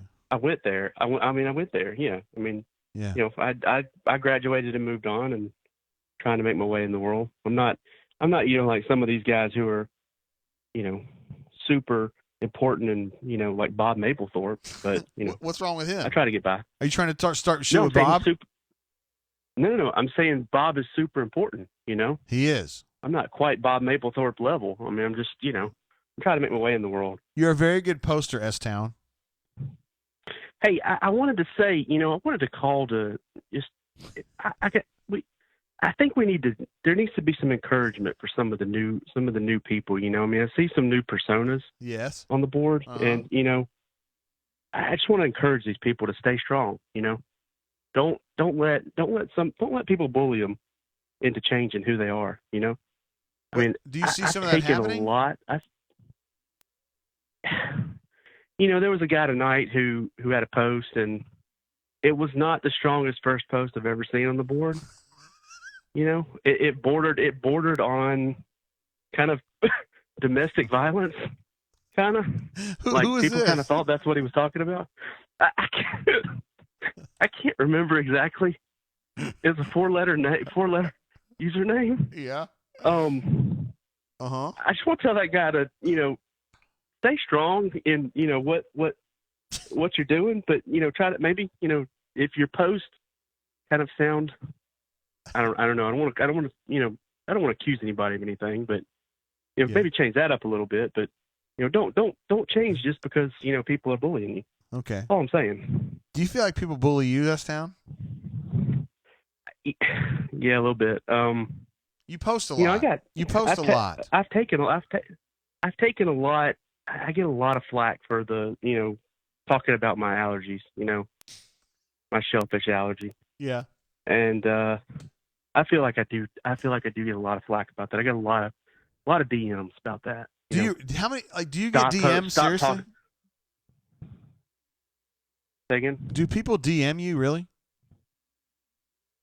Yeah, a lot of people tell me just stop talking about it. I'm sick of it. We're tired of hearing about what happens to you and how you're just deathly ill.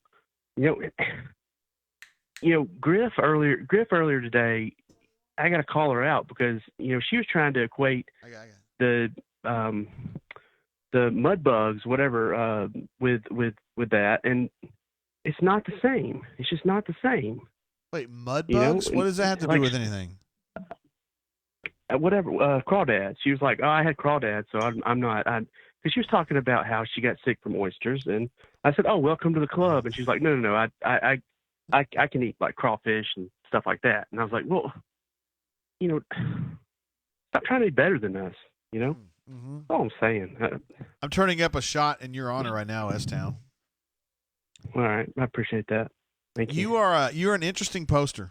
You're a very interesting poster. I don't really get you, but I'm glad you're here.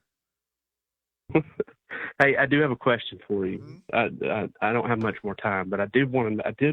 You've got all night, brother. About. Hey, you wrote for the Montgomery Advertiser. I did. 14 years, bro, until they kicked me out. No, I turned in my resignation letter to go work for Jay Lee, and they kicked me out. They got mad. That's a true story. Really? Did they really? They told me to pack my shit up and get the F out of the room. See, the funniest thing is that I liked reading your stuff because I did feel like you were a little more like I don't know I don't want to fluff you up too much here because I want to tell you that please don't. Me and my dad did not see eye to eye on your writing and your style and everything. Yes. But I did enjoy reading your stuff. But who was like? Do you have any like from those early Tuberville days? Any good like juicy stuff that went on then? Because I've always been fascinated by that time period in between Bowden and Tuberville when it just seemed like we went from like maybe 60 or 70 scholarship players to like 40. Like everybody got kicked off the team. Like all those recruiting classes got wiped out. I remember when that was going on. Do you have any good stuff from that era? Not really, because I didn't know him that well at that point. I didn't get to know him really well until like 02 maybe or 01. I mean, I had to shit on him a few times for him to kind of see the humor in what I was doing. And now I get along with him great, but in the beginning, he was like kind of on edge, I guess. Mm-hmm. Yeah. And I actually got to know him through his wife, believe it or not, because she took our paper. And when I wrote a story that she didn't like, she would let me know at practice. She would walk up to me and say, I didn't like this or whatever. And so I ended up being with Suzanne, and then she kind of got me in with him, believe it or not. Yeah, that was kind of how it started. But he's a cool dude, man. I like him. He's going to be our U.S. Senator soon, too, by the way.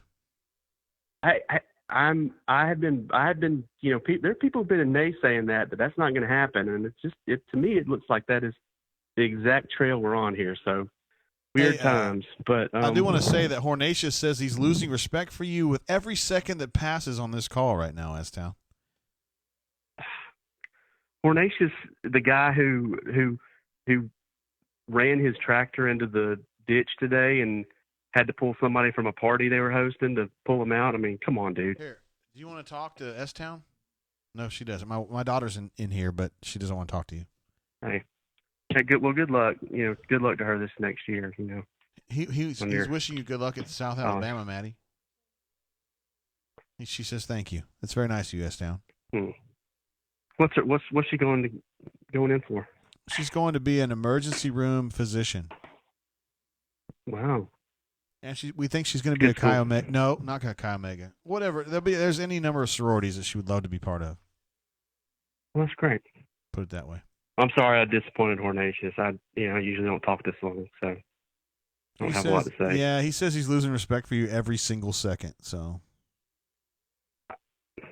Okay. S-Town, I don't think you've been on the show for like a minute now. Was it football season? Was the last time you called in? Yeah, I think the last time I called in was the Oregon game. Wait a minute. Why would you have waited that long, S-Town? That's bullshit.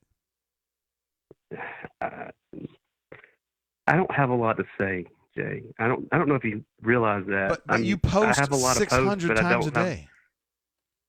But I don't have anything to say. What am I saying? Go look at my last 100 posts. They're nonsense. Why don't you say more about yourself and your experience with life? Well, I'm in the process of moving right now again. Yeah. That's it. I don't have a lot going on. Okay. And do you like the bunker? Do you feel like those people care about you? No, I don't. I think Griffina cares about Nobody you. cares. She misses you when you're not there. Okay. I think Alpha Tiger likes you too. I think Bob Mapplethorpe likes me, but I don't know if that's worth a lot to you. I don't know. I mean, I wish that I was more liked. I wish I didn't get so many DMs about stopping talking about my allergies and my your shellfish allergy. S-Town enthusiasm. Used to be people are like stop talking about S-Town, and I'm like I can't stop talking about it. I mean, you were formerly men's softball enthusiast, right? Yeah. Yeah. I'm not as. I mean, I hadn't played that in a long time. Webb Moore, Popeyes enthusiast. Webb Moore, who is one of our friends from rebelgroves.com, our Ole Miss site, wants to know, what do you do for a living, S-Town? Would you be open enough to talk about that? I work, and I was a sales engineer, and I'm now going back into some more field engineering. Okay. So I'm doing working in the DoD field. Okay. So doing Department some of that. Defense? Yes. Yes. Another thing that would really help us learn more about you, do you feel like David the Wizard's full of shit or no? I don't think David the Wizard is a liar. I don't know that everything is true, but I don't think he is like a total liar. Okay. I think he's true about some things. He's getting it in. We just don't necessarily know how many girls he's getting it in, right? I think he's pretty true. I went back and looked at some of those Reddit posts that they were posting the other day, and I just don't think he's the kind of guy who's got a persona. I think he's what you see is what you get. Yeah. Kind of like with usually people that sprinkle. No, I don't know about that, but usually people that sprinkle in LOL in their posts and things are, that's just the stuff that's in their head, So it turns out that Webb Moore works for DOD, so maybe he knows you. Well, I mean, there's a lot of people that work for DOD. I can't even get through the VPNs right now because there's so many people working for DOD. Yeah. Let me ask you this, S-Town. Obviously, you've had a few different handles. They've been similar. I mean, Popeye sandwich enthusiast, men's softball enthusiast, S-Town enthusiast, et cetera, et cetera. Did you have a persona before that? No, not really. I mean, I didn't know if maybe you were a big-time poster in, like, let's say 2012, 13, 14, you had a completely different handle. I don't know if that's the case. I've learned. I've just been, I started posting because I was bored at work. Gotcha. So I worked in sales for a little while, and it just, there's email one person, wait, 30 minutes for them to email you back. Yeah. That kind of thing.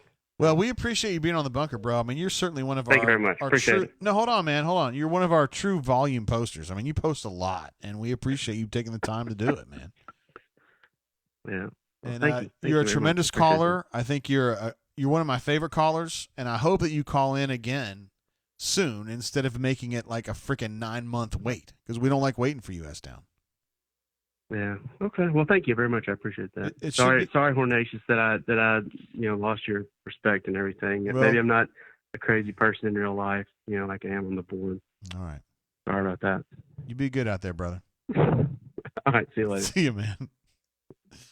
S-Town. We got another call coming in like right now, so we'll just take that one. But we love S-Town, obviously. He's a badass. Hey, caller, welcome to the show. How you doing? Hey, what's up, man? How are you? Word, who I got on the horn? It's Pachuta 20. What's up, bro? What are you doing, buddy? I didn't know you were are you a bunker poster?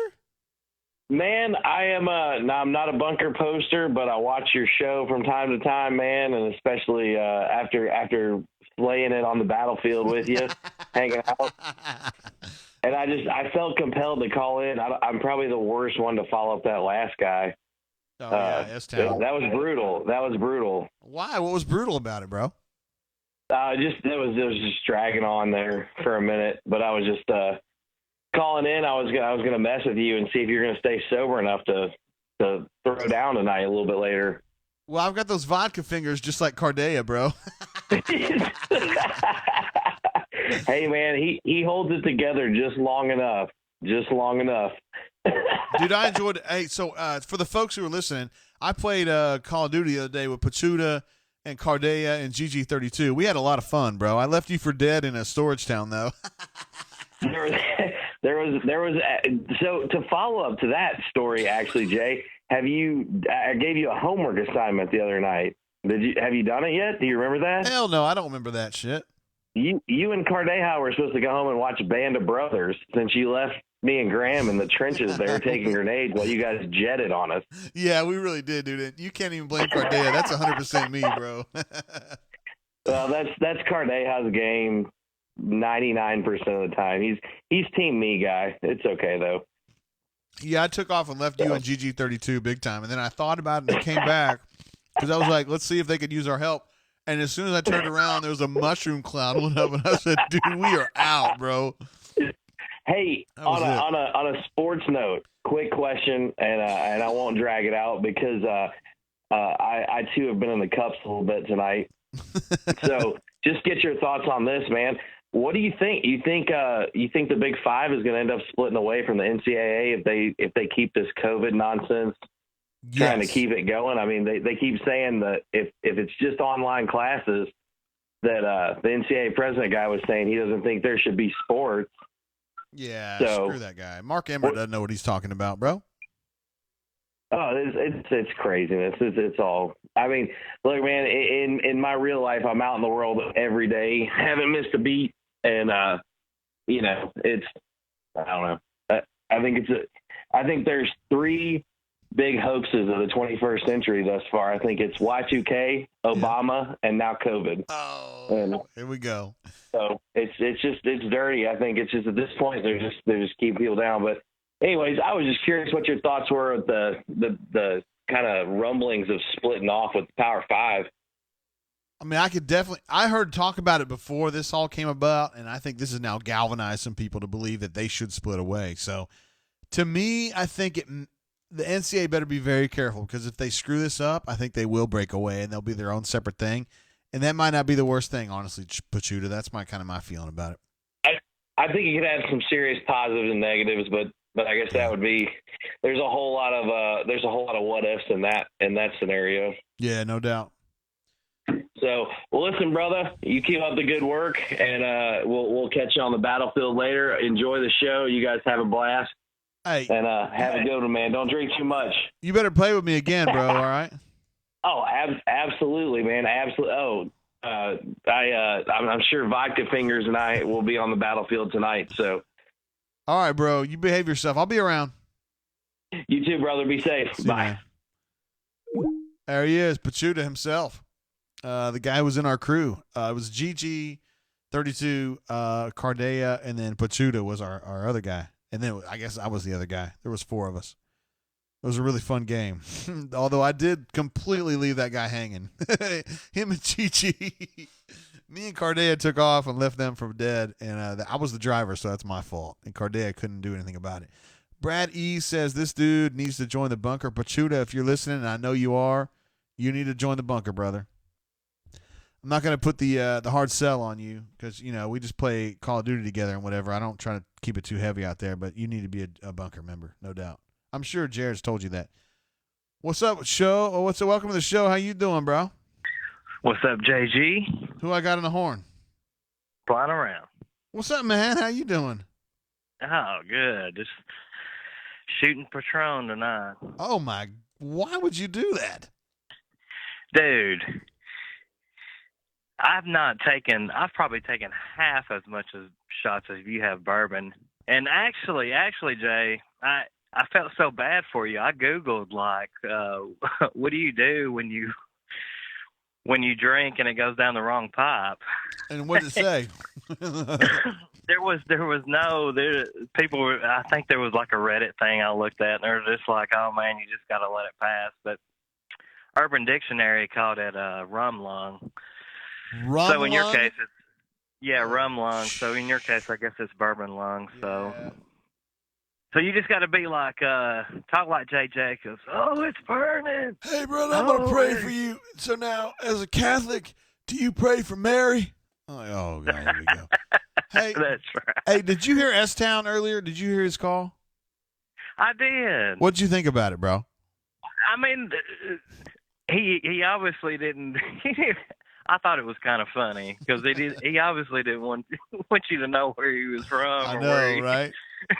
And so I thought maybe you kind of later on kind of was picking at him just because of that. But no, I mean I'm all about people calling in. I mean I love listening to Alaska Tiger. I mean I love hearing about shit that's going on in Alaska. I mean I love all your callers. And, that's kind of how I am, man. I every time he's on, I'm always asking about shit that goes on in Alaska. And I'm sure he's like, dude, why is he asking me about this? But it's interesting to me.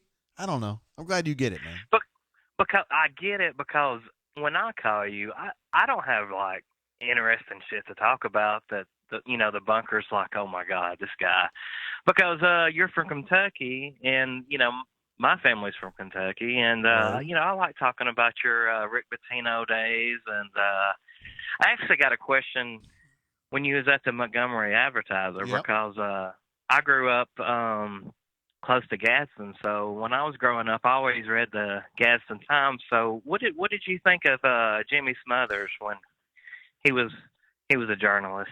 I love Jimmy Smothers. We used to call him Smut, and he was an older dude, like obviously, but I absolutely love that guy. He's one of my all-time favorites. I mean, I know he's in Gadsden, and people are like, a good writer would never be in Gadsden very long. But, I mean, Jimmy kind of got going in, like, the 50s and 60s when every newspaper was important, and he just kind of stayed there because he loved the community, man. He's in the Hall of Fame, and he's one of the all-time greats. Actually, he's long gone now. I got a story I can tell you, dude. So I was covering a game, Mississippi State, about 2000, and Smut was there too. And I was sitting next to him because whenever Smut was around, I always went and talked to him because, he's old school and I love to hear his stories. And he had a lot of good information for me, just like telling me funny stories about shit you could do as a writer, which I'm not going to get into that because that's boring. But we were sitting there together at Mississippi State, and this girl comes by and she gives us, back in those days, Mississippi State made their own ice cream. It was like Mississippi State ice cream. No shit. It was like a little thing you could eat. So she gave me one, and she gave Jimmy one, and she moved on. And Jimmy looks over at me, and this dude's like fucking 75 years old at the time, right? And he goes, man, in an ag school like this, you think they could grow some girls around here with some big titties? And I was like, that's my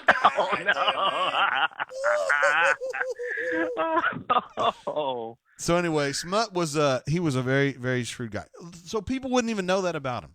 People think he's all like mannerly and nice and shit, but he was really cool, man.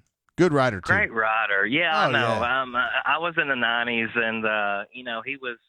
I mean, that's when Auburn and Alabama both early mid 90s were both good. He was never biased. Just a great writer. I always enjoyed his reading his articles. Yeah, he's like I said, Hall of Famer. Wrote probably 5 million bylines in his life, and just really cool dude, like always super approachable and nice and friendly. And back in the day when Alabama was super big and Auburn wasn't, I'm talking like in the 60s and stuff, like he got in real tight with Bear Bryant's wife. I don't mean anything shady. I'm just saying he got to know her real good, and she trusted him. And that was kind of what people, when Smut would pull out like stories and stuff, because he broke his fair share of news. It was through Bear Bryant's wife. Yeah, I think that was the deal. So Okay, that's good to know, man. I love when you go telling these stories. It's always fascinating all the stuff that you see and hear. And when you tell it, we all love it, especially when you on the rundown when you go into stories like this. Yeah, we love it. You need to keep it up. Well, I just don't like Smut because you grew up in that area, but a lot of people don't know, and so that story wouldn't resonate with a lot of people. And I'm glad you asked because he's a badass dude. I miss him. I miss him all the time, dude. Smut was so cool to me and a bunch of other people my age because like he was the older guy, but he wasn't a dick, man. He would always be really helpful and cool. And there was a guy named John Pruitt who wrote for the Huntsville Times. Was the same way. I love Mr. Pruitt. So those guys, beasts, absolute beasts. Good deal. I did. I talked to Chad Slade last week. Hell yeah, you did. Yeah, I did. I just said, hey, Chad. I was getting my massage on then. See, I told you he'd be approachable, didn't I? Yeah, he come over there and I said, hey, Jay Tate wanted me to tell you, hey. He said, okay. Never heard of that guy. That's what I did. Instead of just saying, hey, man, I love you, I just said, hey, JG wanted me to tell you, hey. So, and I told him, I said, yeah, I said, Brian Matthews wrote an article on you like a few weeks ago. And he said, yeah, about the free agency stuff. And I said, yeah, man. He said, yeah. I said, yeah. I said, look, I said, man, you've been out of school for 6 years now, and they're still talking about you. Or they're still writing stories about you down there, bro. And he was like, yeah, man. He said, it just seems like yesterday I was still down there. And I said, all right, man, be safe. I know, man. He's sneaky good, man. I mean, like when he left, you were like, Chad's gone. But then he goes to the NFL and plays for a long time. Dude, he is so freaking huge. I mean, he's got a little belly fat on him. I mean, he's just a massive guy. Yeah, I mean, God dang, and I didn't realize that he was that big, coming out of Moody. But I mean, he's just worked it. I mean, kept his lean, kept his strength, and I mean, God, he's a beast. Yeah, I mean, Chad's just good people. So that's all I got to say about that. Flying around. All right. Thanks for calling in, brother. You're the best. All right, man. Yeah. Enjoy the show, and I'll talk to you next time, brother. All right, bro. See ya, man. All right. Flying around. Read Jimmy Smothers back in the day in the Gadsden Times. Jimmy Smothers is as good as it gets. I mean, yeah, he's really good. Philip is just like somebody that I've known longer and I've read more of his stuff. So I would think Philip is like the all-time greatest. I personally think that. There's a lot of people maybe that would say, JG, you cover Auburn or you know him and you're friends with him and you're biased or whatever. But, Philip Marshall, none better. Smut's right there too. Mr. Pruitt from the Huntsville Times, Hall of Famer, total beast. I mean, and I want to say something else about Philip Marshall. For those of you who know of him and stuff, I mean, he obviously works for a competitor, so I'm not supposed to talk about him, but I do because he's a friend of mine. And I love the guy. I love the guy. I love him. Philip Marshall, let me tell you something about him. So his dad is Benny Marshall, right? Birmingham superstar All-American in the Hall of Fame. Probably, I think you could argue, is the greatest reporter in the history of Alabama. Like, his dad was the best reporter and writer that this state has ever had. Okay, ever. He covered Alabama for the most part, but he also did that in the era when Alabama was the dominant program. So I mean, don't be hating. Absolutely incredible reporter. Philip comes up under that, like he's Benny Marshall's kid. That's incredibly bad. Incredibly difficult. Not bad, it's just difficult. Everybody's expecting you to be Benny Marshall. That's a lot to put on somebody. And he still just kind of dug it out, man. I mean, he did his time in Decatur. He worked in Montgomery back in the 80s. He worked in Huntsville. Obviously, I mean, if he was going to get a Hall of Fame plaque, it would probably be as a Huntsville Times writer. Then he started up Auburn Undercover. Before it was 24/7. Now he's with it when it's 24/7. I mean, I'm not going to sit here and tell you he's better than Benny Marshall. I don't know. I don't feel qualified to say that. But the fact that you could argue that, like, that's incredible. The pressure that was on him to perform up to those standards of his dad were just enormous. And he still got it done. And Phillip is 1,000% a Hall of Famer.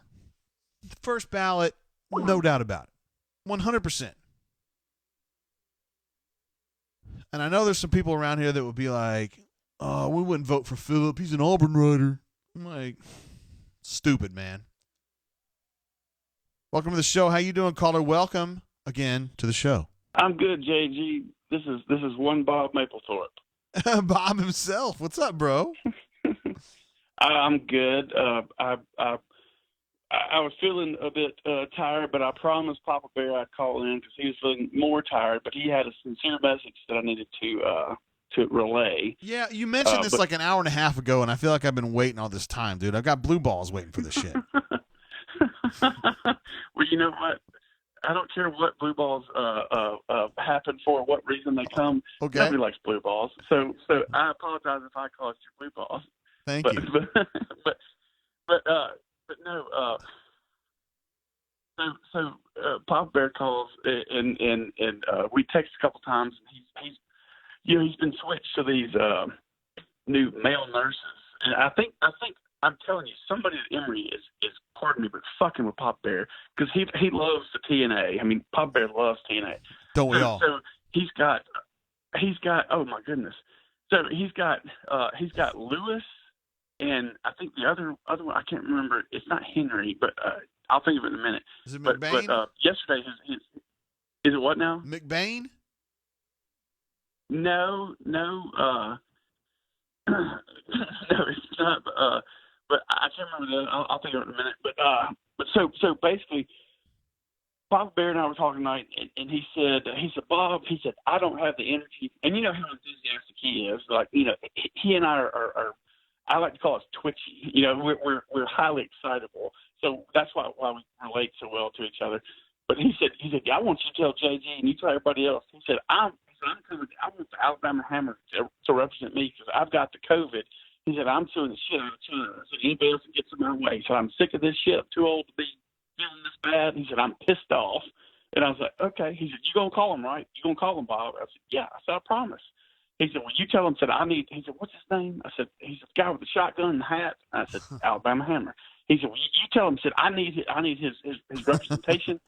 And I asked Bob Bear, I said, well, can I be on your side counsel? He said, you've been my administrative assistant because you don't have your law degree, but you can assist us. He said, by God, get the hammer. And so Pop Bear is ready to sue China through the Alabama Hammer. He wants him to take him to court with China. So he wanted me to put that on the board tonight, and Pop Bear's pissed.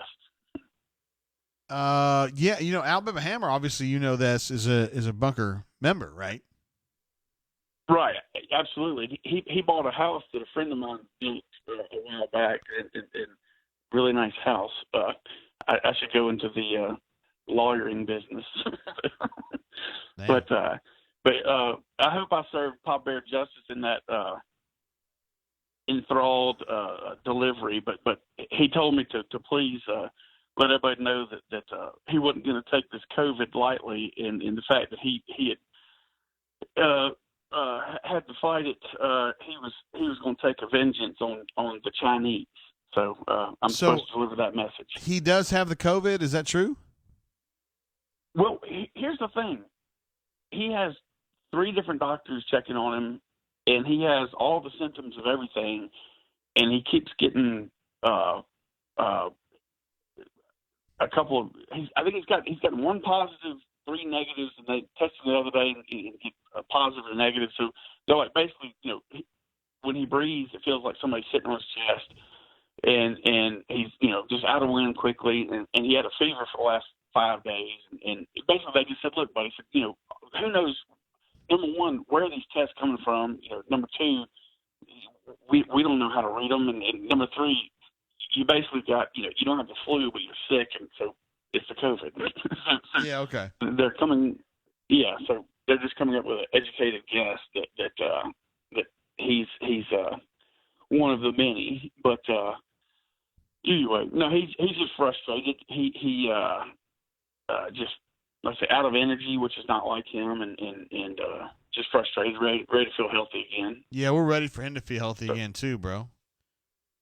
Exactly. Listen, Pocket Watch had a question for you, brother. Yeah, bring it. Pocket Watch wants to know about your grandparents. Let's talk about them. What's their story? Talking about the ones at Auburn University. No, I think it was Ole Miss. Well, same ones. Just, I mean, my grandfather got run off from Ole Miss to go to Auburn because he supported desegregation, and they were run off by the shittiest governor of any state ever in Mississippi. And Auburn actually reached out to my grandfather when he was being run off from Mississippi as the dean of arts and science, and welcomed him to Auburn. That's where they spent the rest of their life. And my grandmother was the head of the arts department for years, and so that's how we really got to embrace Auburn. Was I mean, of course, my mother and father went there, and a lot of my friends and family, but my maternal grandparents, teaching there for a long time, and I have so many relationships to where everybody, just like, oh, Ed Hobbs, Ed Hobbs, it ties so many relationships together, and he was so awesome to where not too many people are as fortunate as I am to have a common link to where somebody knows somebody that it just and they give you the nod. They're like, consider me, and I'm not saying that in like the mobster way, but I'm saying they think, if this was your grandfather and he did so much great things that they're like, you must be decent too. And thankfully I am, and we all are, but I don't know. And I'm about to get choked up talking about it, but no, he was one of the most awesome people I've ever met. I never heard him raise his voice. I never saw him object to anybody without giving them a platform to defend themselves. And I don't know, just learned a lot from that guy. He was awesome. That sounds like a pretty cool dude right there, if you want to know my opinion. Oh, he was awesome. He was the junior golf champion in Selma. I can't remember the year, but his sophomore and junior year, I think. Dang. Junior golf champion, and he's like me. He's like a little wormy guy, just skinny as all get out. But wormy guy. But don't piss him off, and don't take him head on a 18-hole challenge. But I want to backtrack just a second. Word, I'm here, bro. All right, S-Town earlier was talking, and S-Town is one of my little group of about 6 that I really relate to. We're the kind of people that make a remark and then we laugh our asses off at what we just said, and everybody else is like, "What did he just say?" It's just we entertain ourselves, and so a lot of times people don't get it, and I think S-Town was saying that that he doesn't always think everybody gets what he's saying, but the older I've gotten, the more I realize it doesn't matter. They either will eventually, or you keep laughing. So anyway, I felt like S-Town was getting a little bit down on his call, but he's one of my favorites, top 5. I know. I felt like S-Town was getting a little down. I mean, first of all, I didn't mean to call him out inadvertently. I thought he was a Montgomery guy, and then he kind of like outed himself as not having lived in Montgomery. I mean, he did live in Montgomery, but he doesn't now. And he just seemed kind of down about that, Bob. He's actually in the chat right now saying that he loves you. So. Well, I tell you, no, he's one of my favorites, and I don't know what you want to label it, but he's one of the few people, like I said, that kind of gets my I don't know what you call it, my sense of humor. But he's a champ at it. Here's something else I want to talk about. Let's get back to sports. All right, think about this. Did you play high school sports? Of course. Okay. All right. Well, it wasn't just the season. You know, it's the practice, it's the regular season, it's postseason, it's spring training, it's everything. It's the chicks, and especially I think, yeah, it's always the chicks. Yeah. But as you're going through those growing stages, there's something about going through the phases. You know, going through the routine. Like our basketball season, you know, and you know, Auburn wasn't sliding any more than anybody else, but had they gone through that postseason, there's so much of a learning curve, so much of a practice, a routine that they learn, and mental toughness. You know, and that's what I guess I'm more pissed off about or concerned about is that it's not about the miss. You know, say we would have won a championship. Well, you know, odds are we wouldn't have. But the thing is, we would have had not just our players, but our coaches would have gone through that routine. And it's not just sports; it's everything you do in life. When you do it Monday, Tuesday, Wednesday, Thursday, Friday, it just becomes routine, and you figure it out. And for these young players, and we have a lot of young players, it is so important for them to go through the cycle. So my thoughts are, it bugs me so much. I don't think we would have done it all last year. There was something missing. Yeah. But that experience for what we could have brought back, to me, it just, that sucks. But we'll make up for it. But hey, do you think David the Wizard's laying pipe?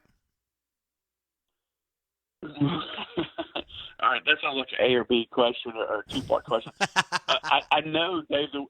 I know Dave is laying pipe. And I like Dave. Dave's awesome. How can you not like Dave? I think Dave's laying plenty of pipe. But I will say this: if Dave would not talk about and illustrate what all pipe he was laying, he would get a better quality of pipe. I think if you just keep that stuff to yourself, you'll get a better quality of partnership, I'll say. Well, I mean, I enjoy, these chicks look pretty thin, though. They look thin. No. Wait. Say that again. Those chicks look pretty thin. Isn't that good? Isn't that the same as good? Oh no, you missed the last one. The last one he put on that I think was on the train that I missed earlier. I gotta see this. She was a bit more my speed. Yes, she pulls up to the table just a bit more, and I like that. And she also has the girl next door look. So I think Dave. I'll say this: if I had to vote yay or nay on Dave laying the pipe, I'm giving it a yay. Damn. So I'm glad you believe in him. You know, you had to convince me. You had to convince me the other week. I was being the Debbie Downer, and you had to convince me to retract my vote and go another way. So, dang, Bob. First of all, I want you to know this: you're a great caller, and you're a great poster. So I'm glad you called in. And I'm glad you believe in Dave because he's laying pipe, dude. I guarantee it. Because he's a beast. Well, yeah. I mean, I'll say this: he's persistent, and you can't lay pipe if you're not persistent. See what I mean? So there's yeah, exactly. So I know he's persistent, and here's the biggest thing Dave does. Dave believes in Dave, and that's the biggest thing you need to do in life. See what I mean? That's why I'm saying Dave's laying pipe. I'm glad you believe in him. Do you agree? Oh, there's no doubt he's laying pipe. And me and D Lucky have been on this train the whole time. It's just I don't know if he's laying like the hottest chicks ever. But I'm looking at the pictures now of this girl, and she looks cute to me. I mean, yeah. Oh yeah. Yeah, he should be proud of that. Hey, and what do you think about Little Power? Little Power Man getting on and bickering here and there. Yeah, trying to start a fight with Alpha Tiger, and Alpha Tiger was not biting, was he? He was not. No, but Power Junior wasn't backing off either. I like that. Yeah, I know. That's what we need. Power Man and his people, they don't back down now. I mean, you know that. Well, here's the thing. There's a certain poster that owes Rob Thomas and several others a couple $1,000s when sports start back, and so he owes several posters a lot of money. But here's the other thing I want to bring up: Power Man, if he doesn't take me striped bass fishing in the next 6 weeks, then it's going to get nasty. I will I will note that for future reference because Power Man's he's good for his debts. He will pay his debts now. If he says he's going to do something, he'll do it. I'm kidding. Oh, no, shit. he's good for it. I just wanted to. I just wanted to. Nothing wrong with throwing a threat out there. Let's just do it for fun. Okay. Hey, for the record. No, he's agreed to take me straight. For the record, did you enjoy the S-Town enthusiast call? Because I did. I did thoroughly because I understood where it's coming from. Yeah. So he's and I'll say this: Alpha Tiger is another one of my buddies. He and I connected through text, and he's an awesome dude. And I'll say this: the cool thing about the bunker is a lot of times we'll clash with people, for whatever reasons. You eventually come to not agree with them, but you'll see you'll agree to disagree. But there's been so many contacts on the bunker that I've met with where we've exchanged business, or we've met and had dinner or lunch or whatever, or just when some shit happens in your life, you can reach out and talk to them, and that is such a cool thing. It's almost like Facebook filtering all the bullshit, So anyway, bottom line is there's so many cool people here. Not as Shorts needs to call in one day, or I'm going to kick his ass. But, he's good. He's good people, man. I'd like to see him call in. No, he's awesome. But I do think Doc is in somebody's basement, so he might not make it tonight. So no, we're going to call him right now. But call him, and once again, thanks for tolerating my ramblings. But that's how it's always going to be, and hope it's always welcome. But call Doc. Of course. If he doesn't answer, I'm gonna drive over and kick his ass. It's all hey, Bob himself. You're always welcome here, brother. You know that. Good. Hey, and I'm glad you quit coughing because I was about to get worried. I know. I was worried too. I didn't want to do that all day. Yeah, that wouldn't be good. So, all right, brother. You behave yourself. One more. Oh yes, sir. You're here. All right, good deal.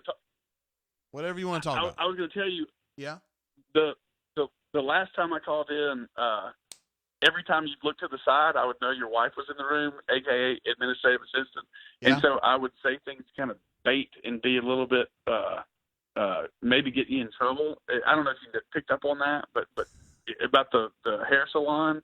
So, but anyway, if you did pick up on that, then I'm sorry. If not, then carry on. All right, carry on, bro. All right, buddy. Call Doc right now. I'm going to. See you, Bob. All right, see ya. See you, bro. There he is, Bob Mapplethorpe. One of the all-time greats. Nope, can't do it right now, bro. I got to get Doc on the horn. Doc said he was good to go. Oh, come on, bro. Okay, we're going to call Doc. It's a little bit later. Hold on. I usually do these resets. I've been drinking a little bit because administrative assistant got me bottom tonight. But we are now 3 hours and 15 minutes on the clock. It is now 10:24 in the Central Time Zone, 11:24 for our friends in the Eastern Time Zone, and for our friends in Alaska, it's probably like 7:25. If you're out there, Alaska Tiger, and I know you are, bro. Y'all are trying to figure out on the chat what Jimpty's new handle is. There's no way I'd give that away. S-Town Enthusiast says, Jay, wasn't upset tonight. Only thing I'm upset about is the plethora of DMs I get about my shellfish allergy. Oh, my goodness. I don't even think that anybody even DMs you about that, bro. I mean, I'm just telling you my opinion. We can't do a brain drain. We can't do a brain drain without at least trying to get up with Doc Dumpstone. So we're going to try. I mean, I talked to him earlier tonight, so hopefully we're good to go.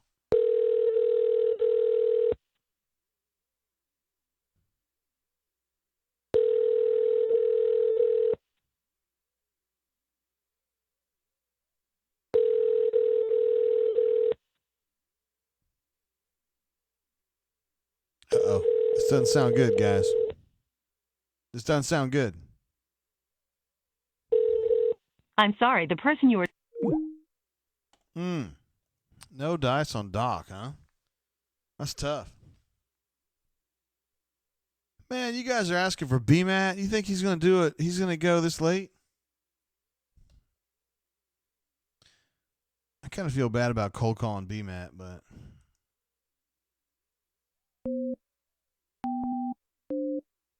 hold on. I'm going to call. You know what we're going to do?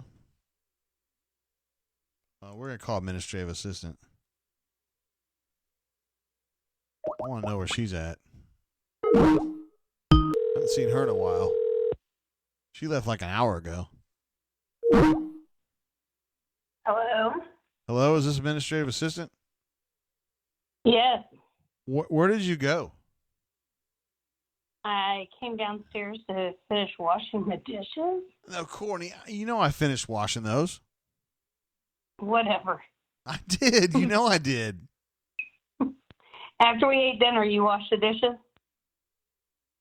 Oh, wait. No, I didn't after that. I did after lunch, though. I did after lunch. Quiet. I think it's about time for you to wrap it up. You think it's the wrap it up time? I know it's the wrap it up time. I told you that 15 minutes ago. I was trying to get up with Doc Dumpsta and then also BMAT. And he's not there, so that means it's time to wrap it up. Okay. Thank you for your input on that, administrative assistant. I'll see you very shortly. Are you? Does that mean you're coming up here? That means that you're coming down here. Goodbye. Good night. All right, administrative assistant. You know what she's saying right there. She's saying it's time to wrap it up, but I don't think it is. We're gonna call BMAT. I don't care. I haven't even talked to BMAT about this. I mean, it's 10:30 in the Central Time Zone. I don't know if he can go for this. I don't even know if he's good for this. He might be asleep, you guys. You think he'll be breathing heavy? Hello. Is this BMAT? What's going on? This is Gus Malzahn. Hey, Gus, how you doing? Nah, I'm pretty good. No doubt. I saw you finally got some offensive tackles committed. Nah, there's no doubt. I like big guys. You mostly signed a bunch of slow, short guys, but I'm glad you finally went for the bigger guys. Good plan. I tell you what, it's pretty hard out there recruiting now. Come on now. Yeah, I'm sure it is. Hey, BMAT, what up, bro? I'm just chilling. Guess where I'm at? Well, first of all, you're on the show, bro. Right. Yep. And where are you at? You were probably in the bed. That is correct. Yes. Which, I mean, it's 10:30 to be fair on a Saturday night. Is. I mean, that's where anybody your age will be right now, right? Yeah, exactly. I mean, hell, it's almost for bedtime. What are you talking about? Listen, man, what do you think is going on right now? What's up? Let's see here. I don't think really anything is going on. I think America thinks everything's back to normal, which is fine if they think that way. I don't necessarily agree. Yeah. It seems like Auburn recruiting is on a little hot streak right now, and that seems like it's going to continue for at least a couple more days here. No doubt. And I'm pretty much chilling at the house. We're working on redoing our front beds or flower beds or whatever they call those things. And it's really hot and hard work, and I don't like it that much, but I'm doing it. Oh, damn. And now I'm sitting in the bed watching Netflix. What specifically are you watching? It's a show called Ripper Street. It's like a British 1800s detective type show. It's pretty good. Do you have anything Auburn related that you'd like to talk about? Well, I mean, in all seriousness, I'm really impressed with what Auburn's doing in offensive tackle. I know all three guys are just 3 stars. Yeah. But you watch the film on them, and it looked like they could be much higher rated once, we get into the finality of this. I'm really impressed with all three, and I really like that they've gone out and got some big guys with a lot of potential. I just think it's an area that Auburn needed to be going in for a long time. And, I think they made some really good decisions here. So I commend the staff and the new offensive line coach. I think they're doing a terrific job in recruiting so far. Yeah, these guys they've been getting what they have 3 guys committed on the offensive line, one's 6'8", and the other 2 guys are 6'7" each. So I mean, they're getting some height and some length. You know what I mean? Yeah, and they're getting guys. If you watch them, you can see they can move really well. They play with a little bit of a mean streak. You can see that potential. Yes, they're not all perfect specimens yet and ready to step in and be an all-conference player right away. but I see all three guys as potential starters, and I'm just impressed with what they're doing. I think they're going about this the right way. To me, if you can't get the 5-star stud, go out and get a 6'6", 6'7" guy with a lot of potential. That you can mold into a really good offensive lineman, and that's what Auburn's doing right here. I get some tall guys, some long guys. Bicknell, going a little bit different on recruiting, getting some bigger dudes. And we had Hunter on earlier, B-Matt, and he was saying he thought those longer guys, those taller guys would be good in his zone blocking scheme because they kind of get out there a little bit more quickly and get their hands on people, and it kind of helps add almost like maybe a full, rushing lane over there in those zone schemes. It's pretty cool. Yep. Got a little bit of a reach, so you're right. It's going to help the outside and inside zone. It's going to help them out more pass blocking, maybe give Bo Nix another second or a half second, back there, if things work out the right way. So, I like it all around. I like the way the offense is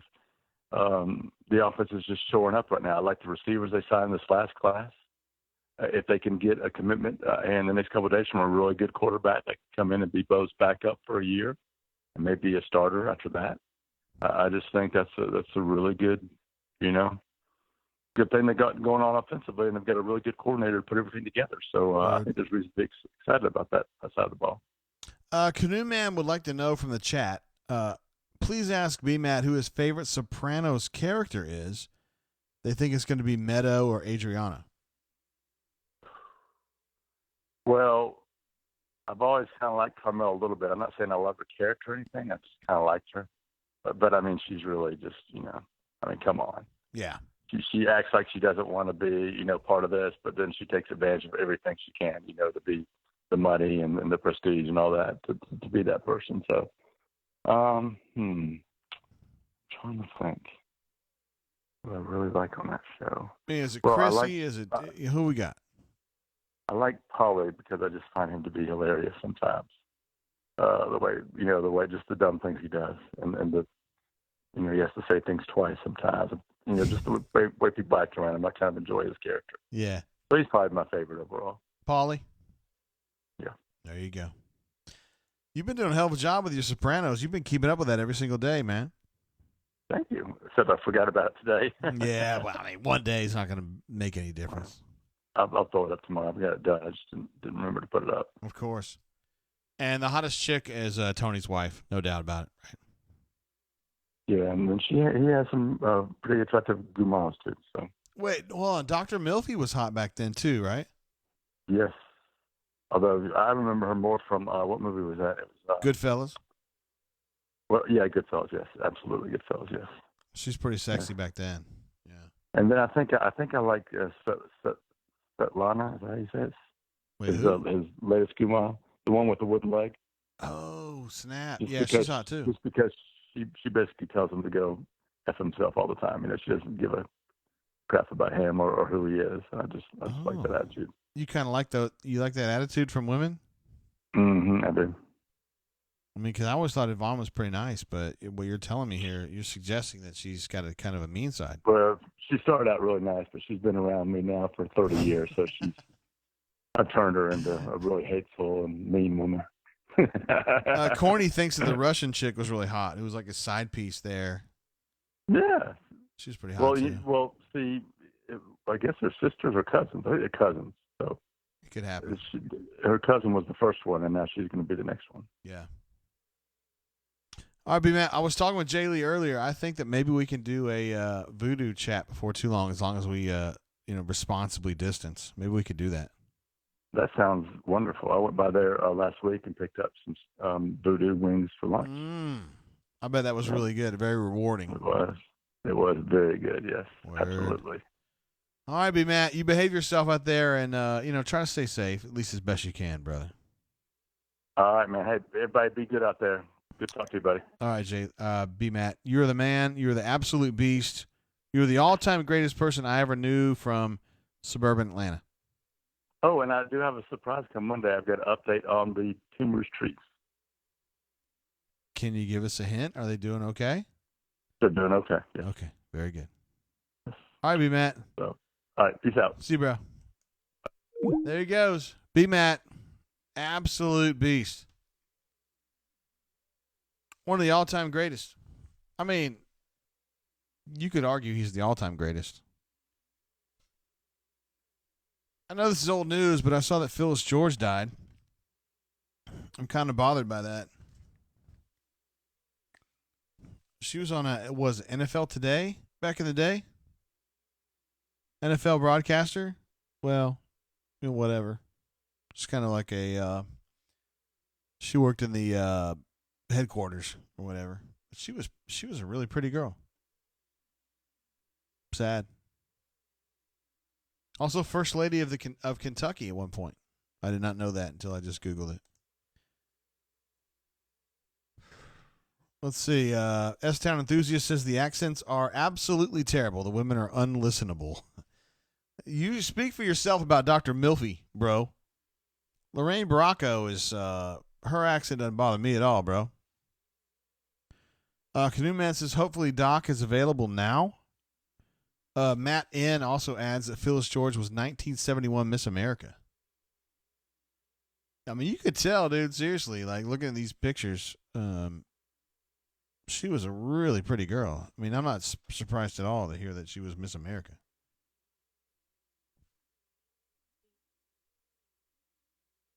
Whoa, why are you in your jammies, girl? Because it's time to go to bed.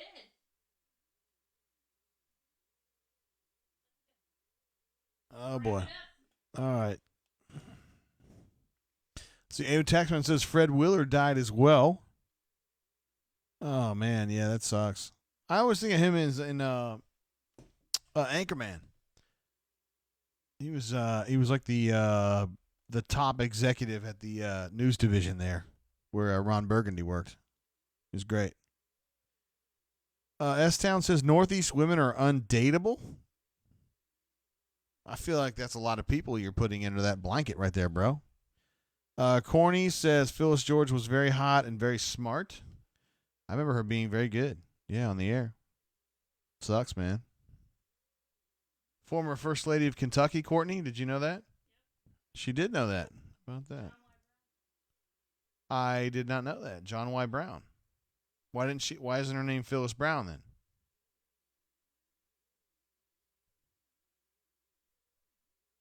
I have a picture here of Phyllis George and Al Gore and his wife Tipper. I have some things I like to say about Tipper Gore, but I'm going to hold that back. Maybe for the next show. But Tipper Gore. I have some things to say about Tipper Gore. I don't know what that has to do with Phyllis George. Really, not much at all. Aside from the fact that she took a picture with her, but. All right, what are you trying to say?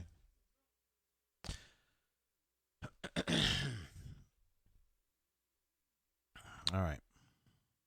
Well, I don't think we're going to get Doc tonight, guys. I mean, I gave him a call earlier. Courtney, I got calls coming in, but I'm not going to take them right now. I want to try Doc one more time. Hold on. I don't want to give up on Doc just yet, yo. We're calling Doc one more time. I'm sorry, the person you are trying to reach has a voicemail box that has not been set up yet. He's on the horn. I called him and it was like busy. Can we do a show without Doc?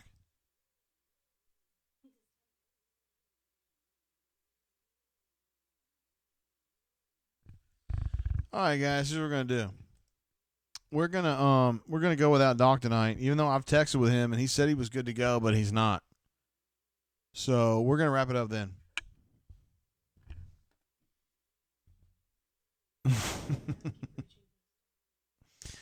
According, administrative assistant definitely thinks it's time for me to go. She's saying it's time for me to tell you guys to reach for the stars, and we'll probably do that. We're 3.5 hours in. I mean, this is a very long show by our standards. I mean, we've only gone over 3 hours like 4 or 5 times, and we're pretty well over 3 hours now. So we'll go ahead and wrap it up.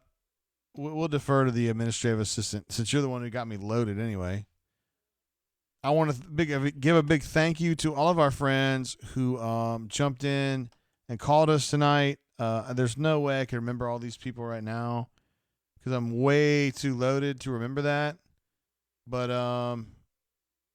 one thing I can do is I give a thank you to all of our awesome super chatters, which include Fat Crack, Alpha Tiger, who's a beast, by the way, called in as well. Raven, who wasn't even here really for the show, but still dropped a super chat because he's a beast. Jay Smith, I can't remember who you are in real life, though, on the bunker, rather. Appreciate your super chat. Bob Maplethorpe had more than one. Brian O had more than one. Mike CB dropped a huge super chat. Thank you very much for that. Hornatius, who always comes through for us. Cardea. There's Bob Maplethorpe again. Stu Pup again. Hornatius again. Brian O again. Bob Maplethorpe again. Webb M, our man from the Northeast, who is one of our good friends from the Rebel Groves, who comes over here with us as well. And Canoe Man as well. We had so many. And also D Lucky drops one here at the very end. Thank you very much for that, D Lucky. We're just glad to have you here calling in and being part of the chat. So, yo, that's huge. Thank you very much for that. So Matt N says, great show. Tried to send a super chat, but couldn't remember my password. F Google. Oh, dude, I've been there, bro. Anyway, guys, we'll wrap it up there, I guess. I don't know. I mean, we've been going 3.5 hours, and I'm pretty lit, honestly. And administrative assistant's clapping her hands at me, so I better go. Anyway, appreciate you guys being part of the show. We'll be back next Saturday for another Drain of the Brain. Until then, keep your feet on the ground and keep reaching for the stars. Peace, y'all.